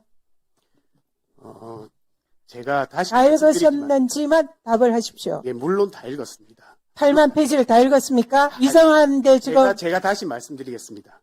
지금 제 질문에 대해서 답을 예, 하십시오. 제가 지금 답변을 드립니다. 8만 페이지 다 읽으셨습니까? 거기에 대해서만 답을 제가 하십시오. 답변을 드리겠습니다. 지금 네. 말씀을 하시지만 이 사건은 1심과 2심의 사실 인정이 크게 다르지 않습니다. 그게 다릅니다. 이 사안의 1심, 2심은 그는 사진을 오리고 또 거기에 대한 의원님, 그 교통- 판단이 다른 것이고요. 교부에 사실 인정은 거기에 다르지 않습니다. 공문에 대한 판단, 이 모든 것이 다릅니다. 제가 그 사안에 대해서는 너무나 잘 알고 있고요. 지금 저희 판결을 잘 읽고 제가 계신지 몰라도 재판 기록을 다 읽었냐 하는데 왜 엉뚱한 답을 하세요? 그 얘기입니다. 8만 페이지 기록 다 읽었습니까? 저는 기록을 다 필요한 범위 내에서 좋습니다. 다 그러면 종이 기록으로 읽었습니까? 종이 기록과 어쨌든 모든 자료들을 제가 종이 기록 읽었는지 지금 당연히 여쭙습니다. 종이- 종이 기록을 읽었습니까? 그러면 그 8만 페이지 기록 누가 복사했습니까? 지금 위정할 수 있다는 거 경고합니다. 제가 말씀드리지만 아니, 제 질문에만 답을 하십시오. 그 질문에 답을 드립니다. 그러니까 8만 페이지 종이 기록 다 읽으셨냐고요? 의원님 잠시만 기다리십시오. 거기에 대한 왜 답을 못 하십니까? 기록을 필요한 범위 내에서 다 필요한 범위가 어디 있습니까? 지금 출신 재판관이면 기록을 다 읽으셔야죠. 저희 다 제가 거기에 대해 답변을 간단히 드리겠습니다. 양해를 해주시면 저희가 그 판결에 그 부분에 관한 내용이 나옵니다. 제가 묻는 질문에 먼저 답을 하시고 해명을 하십시오. 종이 기록 8만 페이지 다 읽었습니까? 저희가 기록을 필요한 범위 내에서 다 봤습니다. 제가 이제 필요한 범위 내라는 게 어떤 뜻이냐 제가 설명을 드려요. 지금 묻는 게 아니고요. 종이 기록 8만 페이지를 다 읽으셨습니까? 제가 여쭙는 겁니다. 거기에 대해서 yes 아니면 no라고 답을 하십시오. 다 답변을 드렸습니다. 그 부분에. 종이 기록 8만 페이지를 읽었다는 답은 안 하셨습니다. 대법원 상고심은 사실관계에 관해서 원래 보기 않습니다. 답을 하시고 해명을 하시라고.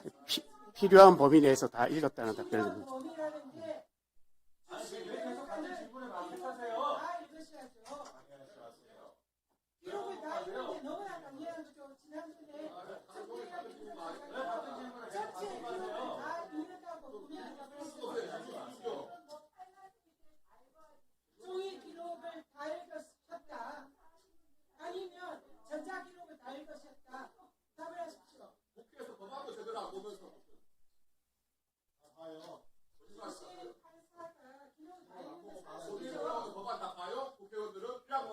주식 판사입니다. 그게 왜 엉뚱한 걸 비교합니까? 지금 주식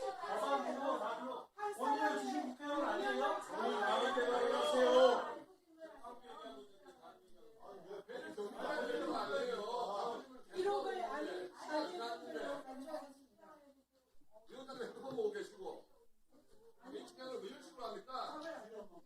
사진에 말한 주세요. 한 페이지 읽었어요. 사진에 말한 주세요.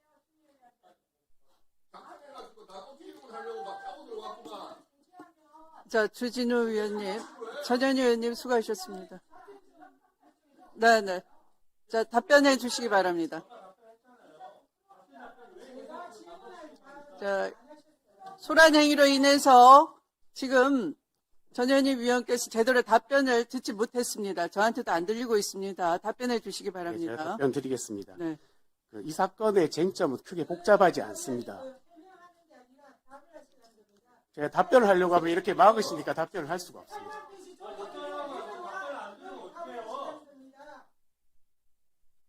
자, 답변해 보십시오.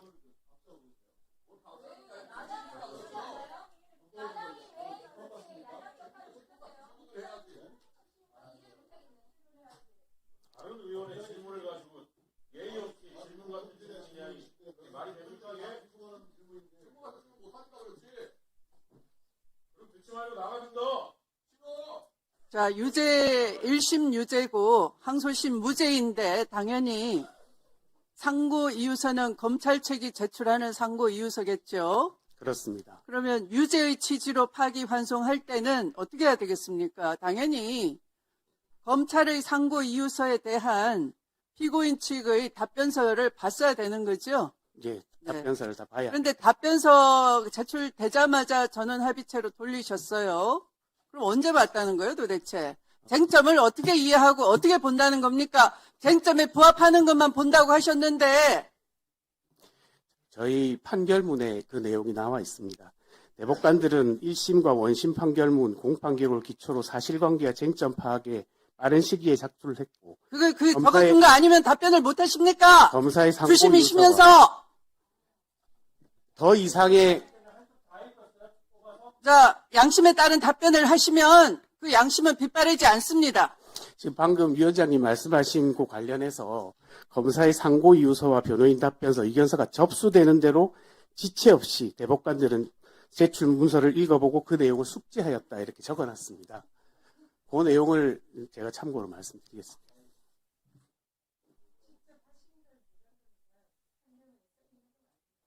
더 이상의 내용은 합의에 이르는 과정일 수가 있습니다. 그래서 더 이상 답변을 드리는 것이 적당하지 않다고 생각합니다.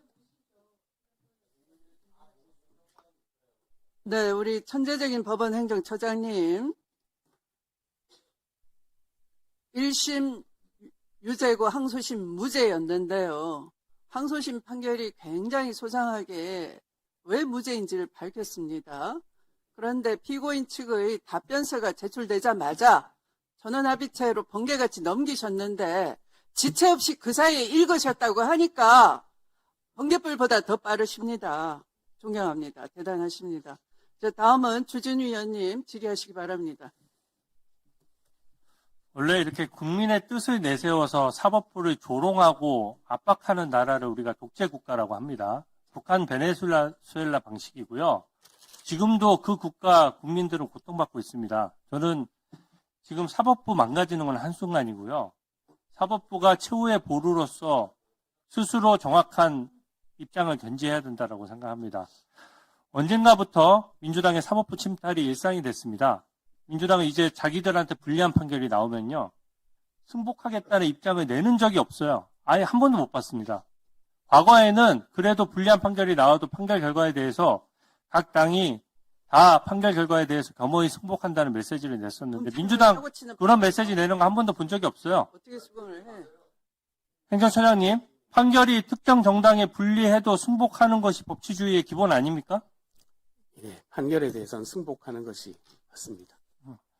아까도 이재명 대통령 공직선거법 대법원에서 유죄해줬다고 주심 대법관에 대해서 질타하는 식으로 얘기하고 뭐 천재라는 등 그렇게 비아냥거리고 입장 밝히라고 하고 반성하라고 하고, 여기가 무슨 북한입니까? 국회는 판결에 대해서는 관여할 수 없도록 명시적으로 규정이 되어 있습니다. 그리고 이 사건 사실관계 다 국민들이 알고 있습니다.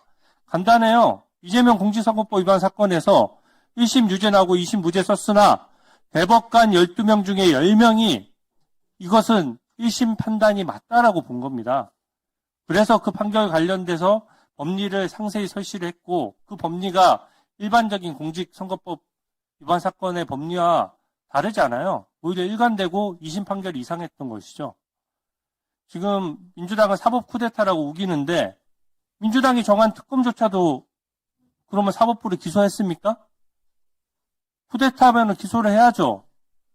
근데 그거 특검조차도 그 쿠데타에 대해서는 쿠데타라고 할 수 있는 무슨 객관적인 팩트나 법리가 없는 겁니다. 오히려 반대 아닙니까? 634 원칙에 따라서 제때 판결을 해서 1년이었으면은 원래 룰대로 해서 이재명 당시 당대표에 대해서 1년 만에 판결이 내려졌다면 대선 전에 당선 무효형 선고되는 거 아닙니까? 행정처장님 말씀해 보시죠. 634 원칙이 기본이죠? 예, 법률에 그렇게 규정되어 있습니다. 지금도 현재 상황을 말씀드리면 대법원에서 유죄 판결이 있었기 때문에 고등법원은 법률상 이것에 기속이 되고 재판이 재개되면 유죄가 확정되는 것이 이게 진실입니다. 제가 좀 우려되는 것이 지금 633 원칙을 법원에서 지키려고 되게 노력을 해왔는데 지금 계속 민주당이 사법부를 압박하니까 점점 좀 무뎌지고 있는 것 같거든요. 지금 대법원에 계류 중인 예를 들어 민주당 양문석 의원 633 원칙에 따라서는 지금 판결 선고해야 될 시간이 지났는데 이런 거는 왜 원칙대로 안 하고 있습니까? 예, 원칙대로 해야 된다고 생각하고 법률의 규정에 따라서 해야 된다고 생각합니다. 민주당이 이제 사법부와 수사기관의 판단까지 대신해서는 저는 안 된다고 생각하고요. 이재명 대통령이 본인이 직접 얘기했지 않습니까? 1심 무죄면은 항소하지 말자. 이렇게 막 얘기를 했어요.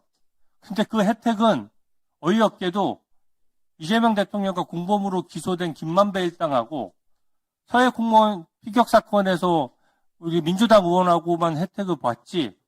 그러면 다른 사건들 관련해서는 지금 그 원칙이 그대로 지켜지고 있습니까? 저는 이런 것들이 들쑥날쑥한 기준대로 민주당 입맛대로 지금 판결이라든지 사법부 침탈이라든지 이런 것들이 이루어지는 것이 저는 진짜 문제라고 생각하고요. 일관성이 없습니다. 민주당이 이제 재판 결과가 입맛에 안 맞으면 특별재판부 만들겠다라고 하고 대법관 증언하겠다라고 하고 법 왜곡죄 신설하겠다고 하는 이 일련의 흐름이 사법부의 현재 독립을 약화시키거나 조회할 수 있다라고 보는데 행정처장님 어떻게 생각하십니까? 사법부 독립을 저해할 우려가 있는 그런 제도들은 마련돼서는 안 될 것이라고 생각합니다. 대법관 증언도 26명이 아까 현실로만 말씀하셨는데 진짜 본질은 그거예요. 현재 대법관을 2배로 늘리게 되면 절대 다수를 이재명 대통령이 임명한다는 겁니다. 그러니까 편파적으로 구성될 수밖에 없고 그러면 사법부 독립이 위협받는다는 거 아닙니까? 만약에 대법관 증언이 진짜 필요했다 그러면 윤석열 정부 때 왜 안 했어요? 민주당이 다수당인데. 대법관 증언에 대해서만 한 번 더 입장을 밝혀주십시오. 대법관 증언에 관해서는 사실 여러 가지 의견들이 있는 것으로 알고 있습니다. 필요하다고 하는 분들도 많이 계시고, 그 다음에 또, 우려를 말씀하시는 분들도 계신데, 저희 입장에서는 아까 말씀드린 것처럼, 설령 대법관이 어느 정도 충원이 되더라도 하급심 약화가 크게 우려된다는 점을 말씀드리지 않을 수 없다는 것입니다. 이상입니다.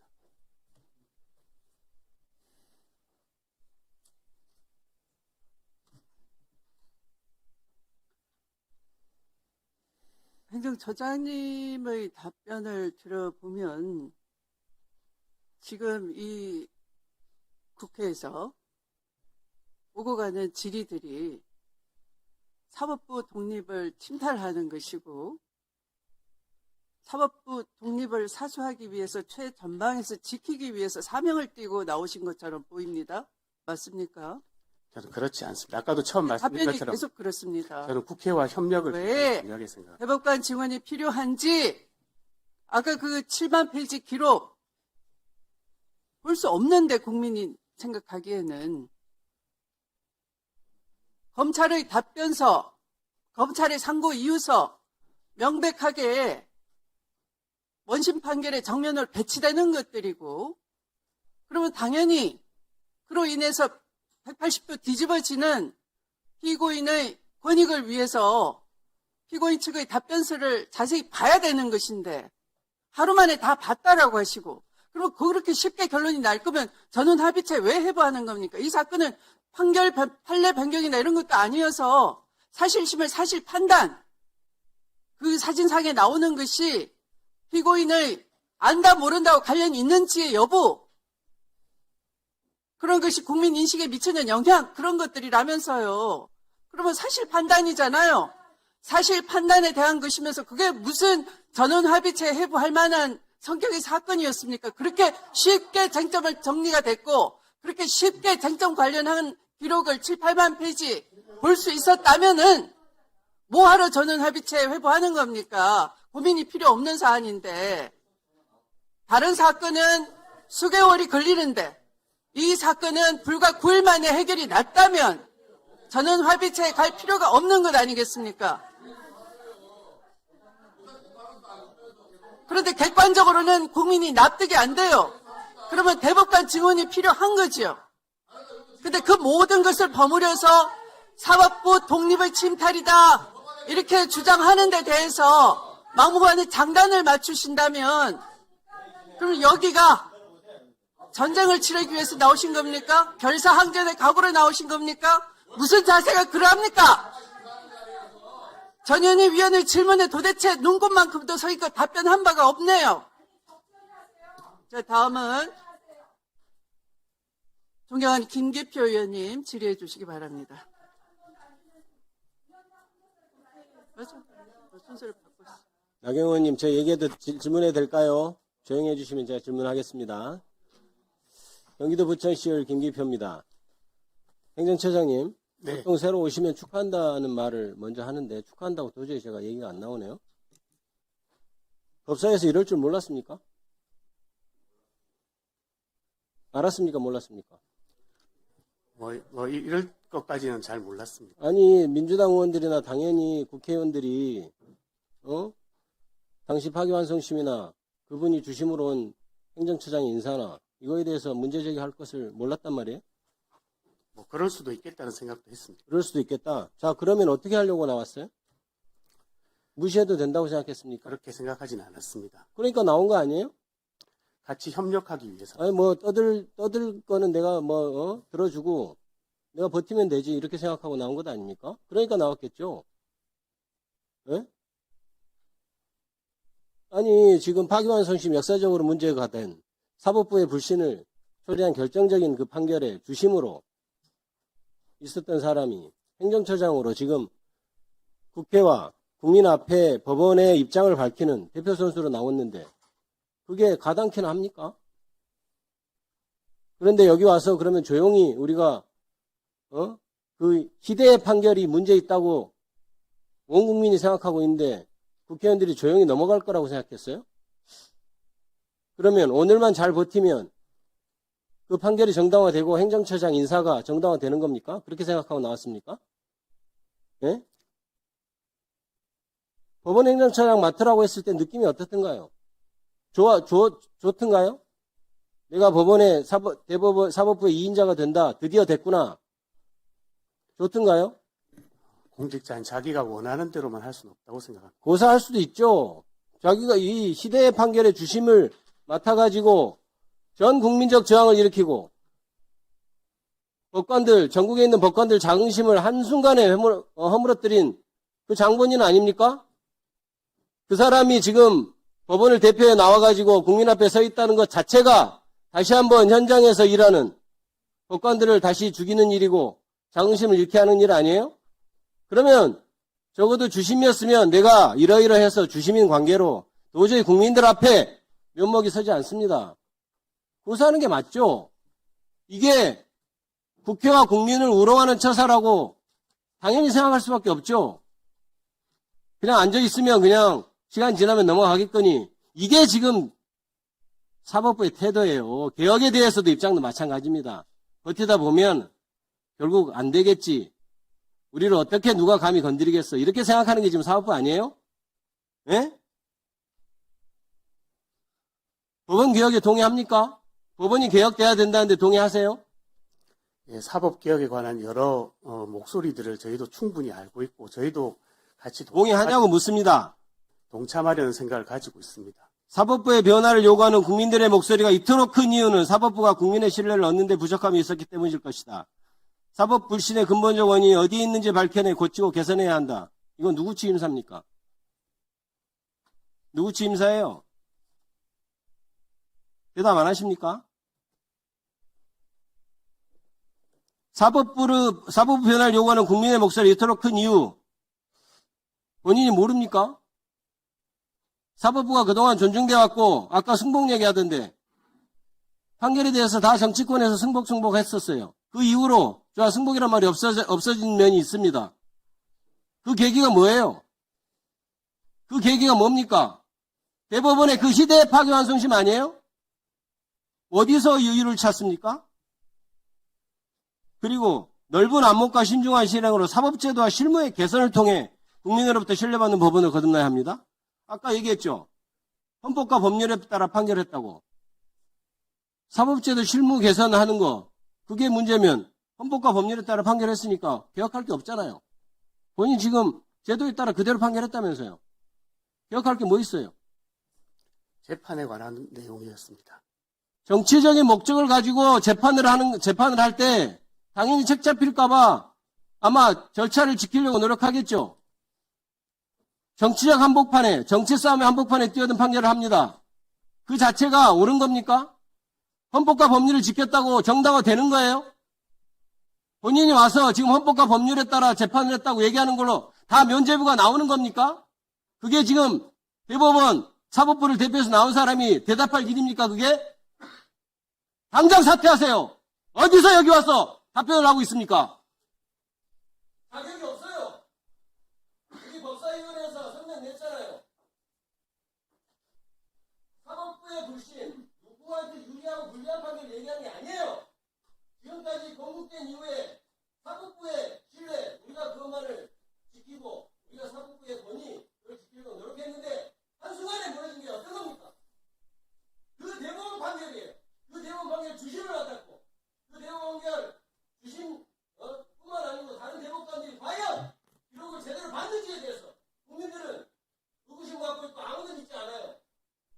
그런 사람이 지금 행정처장이라고 치고 나와가지고 국회의원과 국민들 앞에서 답변하는 게 이게 시대에 부조리한 상황인 겁니다. 시대에 부조리한 상황. 대법원은 도대체, 사법부는 도대체 국민들은 안중에 있습니까?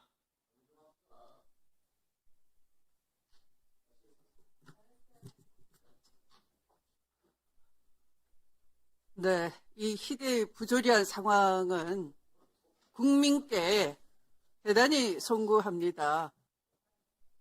법원행정처장님, 모순입니다. 스스로 모순이십니다. 정회하도록 하겠습니다. 전문법원을 만들자는 의견이 법안으로 제출됐었고요. 15년 동안 이루지 못하다가 드디어 국회에 소위 통과하고 오늘 법사위 통과를 앞두고 있습니다. 그동안 여러 쟁점에 대해서 논의를 잘 정리해 주신 김용민 일소위원장께 감사드리고 신속하게 전체 회의에 상정해 주신 추미애 법사위원장님께 감사드립니다. 그동안 해사법원에 대해서 부산과 인천에서 서로 해사법원을 설치하겠다고 경쟁을 하는 바람에 한 지역으로 가지 못하고 있다가 이번에 해사국제상사법원을 인천과 부산에 함께 둠으로 해서 그동안의 이 과제가 해결이 되고 지역이 함께 발전하면서 또 우리나라의 해사 국제상사에 대한 전문적인 법률 서비스를 시작할 수 있게 되었다 하는 부분에 대해서 굉장히 큰 의미가 있다 생각을 합니다. 법원에서도 지금 2028년 3월로 일응 시작이 되니까 그 준비를 좀 잘 해주시기 바랍니다. 예, 그렇게 하겠습니다. 예, 이까지는 제가 오늘 준비했던 것이고 주미 위원장님 감사합니다. 예. 네. 그런데 오늘 제가 이 법안에 대해서 조금 토론을 하고 이런 이야기가 있을 줄 알았는데 민주당 의원님들께서 보니까 작정을 하시고 오늘 새롭게 우리 법사위에 오신 법원 행정처장님에 대해서 공격을 하기로 작전을 하고 들어오신 것 같아요. 그런데 지금 이재명 대통령에 대한 파기환송, 유죄취집 파기환송 사건은 엄연히 종결된 사건이 아니고 지금 파기환송된 이후에 계류 중인 재판인 겁니다. 물론 중단은 됐지만 진행 중인 재판인 겁니다. 그리고 쿠팡 사건에 대해서 검사의 외압이 있었냐 하는 그 부분에 대해서 특검 수사가 진행 중에 있습니다. 우리가 수사와 재판의 결과에 대해서는 정치적인 입장에서 비판도 할 수 있고 문제제기도 할 수 있다고 생각하지만 이렇게 진행 중인 재판, 진행 중인 수사에 대해서 그 내용에 관여하려는 그런 의도는 저는 맞지 않다고 봅니다. 입법부에서 그 사건이 계속 중인 사건에 대해서 주심 대법관이었다는 이유로 반란자라는 표현을 쓰고 또 수사가 계속 중인 사건의 검사에 대해서 아주 인신공격적인 인간 백정이라는 표현을 쓰고 저는 법사위에서 조금 할 수 있는 것과 할 수 없는 것에 대한 원칙적인 좀 구분을 해야 된다고 생각을 합니다. 8만 페이지 기록 다 봤냐고 다 거치시던데 그걸 왜 다 봅니까? 1심 판결문과 2심 판결문 그것이 법리적으로 무슨 문제가 있는지 대법원에서 판단에 필요한 자료만 보면 되는 겁니다. 우리 법사위에서 통과되는 모든 법안들, 다른 상임위에서 오는 법안들 우리가 다 내용 봅니까? 쟁점들 다 알고 있습니까? 그 상임위에서 올라온 그 법안의 문제점들에 대해서만 토론하는 것 아닙니까? 본회의에서 법안들 봅니까? 각 상임위에서 했던 그것을 믿고 표결하는 거 아닙니까? 대법원에서 법률심입니다. 1심, 2심, 유죄, 무죄가 완전히 갈린 사건에 대해서 그것 어느 것이 맞느냐 그거 판단하면 되는 겁니다. 그 주심 대법관이었다는 이유로 법원 행정처장에서 사퇴하라?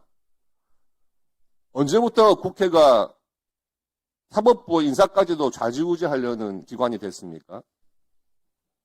대통령이 호통친다고 법사위원장도 호통치고 저는 정말 이런 국회의 모습은 맞지 않다고 보여집니다. 수사 결과나 재판 결과에 대해서 얼마든지 비판하십시오.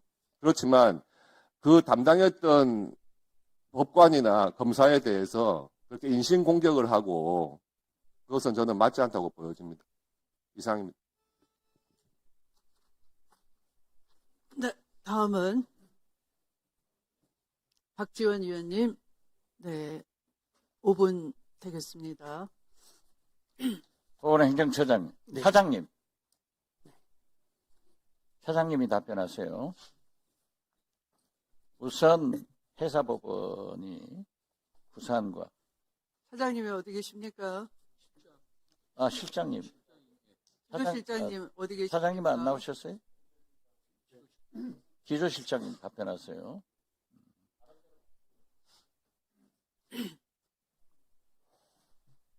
네, 기획조정실장입니다. 예. 우선 해사법원이 부산과 인천에서 설립된 것을 진심으로 축하하고 우리 곽규택 의원님 수고하신 것 축하합니다. 전라남도, 전라북도, 충청도 이 서해안 지방도 굉장히 많습니다. 그렇기 때문에 저는 전주지방법원이나 광주지방법원이 있는 전주나 광주에 해사법원이 또 설립되기를 좀 검토해 주시기 바랍니다. 네, 해당 부분도 검토하도록 하겠습니다. 네. 재판은 재판장이 운영하죠. 네, 재판 진행은 재판장이 하도록 되어 있습니다. 질서 유지도 재판장이 하지 않습니까? 네, 그렇습니다. 그러면은 법사위원회는 누가 진행하죠? 법사위원장이 진행하면서 법원 행정처장의 문제점을 지적하면서 퇴장해라 했으면 퇴장을 해야 되는 거 아니에요? 어떻게 생각하세요? 그 부분은 제가 이건 마치 말이죠. 조의대 사법부가 국회에서 입법한 내란 재판부의 구성에 대해서 원천적으로 도전을 하고 싸우자고 덤비는 그러한 인사를 한 것하고 똑같이 저는 생각합니다. 보십시오. 영장실질심사를 담당한 서울중앙지법 4명의 부장판사 중 내란 재판부 영장 담당 판사로 그 4분 중에 2분을 데려왔으면 계속 영장 기각해라 하는 사법부가 국회의 입법권에 대해서 도전하는 것 아니에요? 싸우자는 것 아니에요? 어떻게 생각하세요? 그 부분은 사법행정을 담당하는 기획조정실장이 답변하기에는 부적절한 것 같습니다. 그 사법행정조정실장이 계세요? 말이 되지 않지 않습니까? 서울중앙지법에서 계속 내란 주동자들에 대해서, 관련자들에 대해서 영장을 실제로 기각하고 또 재판이 불공정하게 진행되고, 그래서 효과적인 내란 재판을 하기 위해서 내란 재판부가 국회에서 입법화됐다고 하면은 조희대 대법원장이, 법원행정처장이 지켜야 된다는 것은 원칙 아니에요? 말씀해 보세요. 해당 영장 판사들이 사안에 따라서 적절하게 판단할 것으로. 아니, 그 많고 많은 판사 중에서 3,000명이 넘는 판사 중에서 하필 습관적 영장 기각을 해온 그 네 분의 수원 브라더스 꼭 내란 재판부 영장 실질 심사를 담당하는 판사로 임명할 필요가 왜 있냐 이거죠. 법원 인사는 언제 있어요? 2월 6일 이번 주 금요일 발표하는 것으로 알고 있습니다. 2월 6일. 그러면 지기현 판사는 2월 19일 날 윤석열 판결을 하고 가는 게 아니고 그 전에 갈 수 있어요? 그렇지는 않을 것 같습니다. 2월 6일 날 한다면요. 인사 발표가 2월 6일이라는. 인사 발표가 하고 시행 일자는 며칠자예요? 2월 23일입니다. 2월 23일. 23일.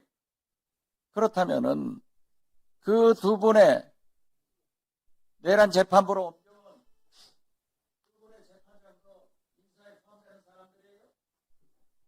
그 부분은 제가 잘 모르겠습니다. 인사를 담당하지 않아서. 말이 되지 않지 않습니까? 조희대 대법원장도 자기의 권한이 있다고 하면 국회의 입법권도 존중해야 되고 국민의 의견을 반영해야 되는 거예요. 사법부도 국민과 함께 가야지 무슨 당나라에서 왔어요. 화성에서 왔어요. 누가 내란 재판부를 구성했는데 영장 실질심사 담당한 두 분의 부장 판사를 습관적으로 기각해버리는 서울중앙지법 그 사람들 데려왔다 하면은 국회를 무시하는 건 아니에요. 국민을 무시하는 건 아니냐고요. 답변해보세요. 답변 못 하시겠으면 들어가세요. 다음에 또 질문하겠습니다. 네, 수고하셨습니다.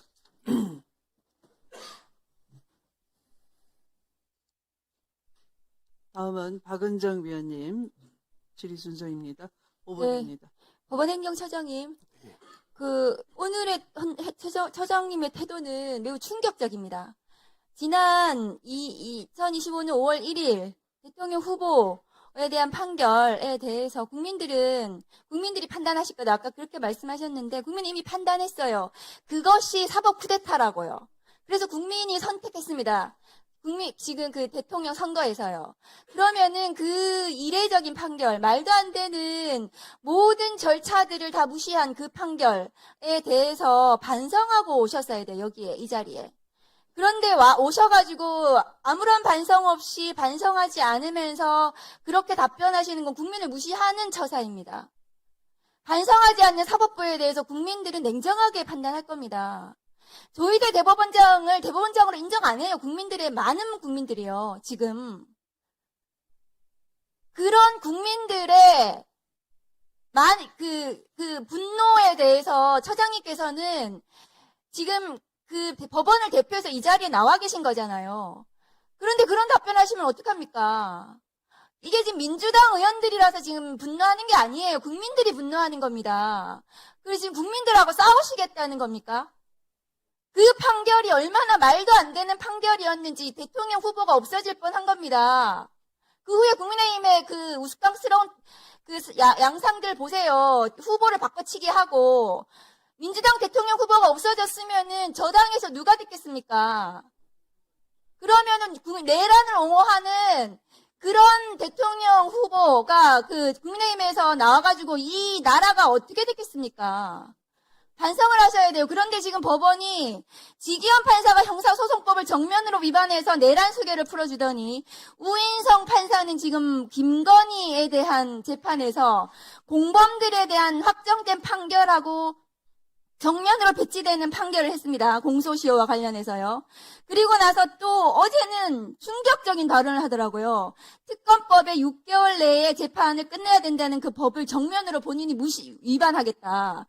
특검이 신속하게 재판해달라고 하니까 그런 거 왜 물어보냐. 6개월 내에 재판하지 않아도 되는 겁니다. 우인성 판사는. 특검법에 6개월 내로 재판하도록 되어 있습니다. 그런데 본인이 법을 위반하겠다고 지금 당당하게 얘기하고 있어요. 법원행정처장님이 판사들을 행정처에서 그런 문제점에 대해서 조치를 하셔야 됩니다. 행정처에서 그렇게 하는 거 아닙니까? 이 법을 위반하는 판사들에 대해서 법원행정처에서 제대로 된 조치하시기 바랍니다. 법무부 장관님. 예. 검찰개혁 법안 진행 상황에 대해서 제가 간단하게 물어보겠습니다. 네. 정부안이 지금 제출이 된다고 하셨고 조직법으로 공소청법, 중수청법 먼저 통과하신다고 하겠다고 했는데 공소청의 검사가 수사권을 가지는지는 굉장히 중요한 거고 그러한 권한의 유무가 확정이 돼야 조직이 나오는 겁니다.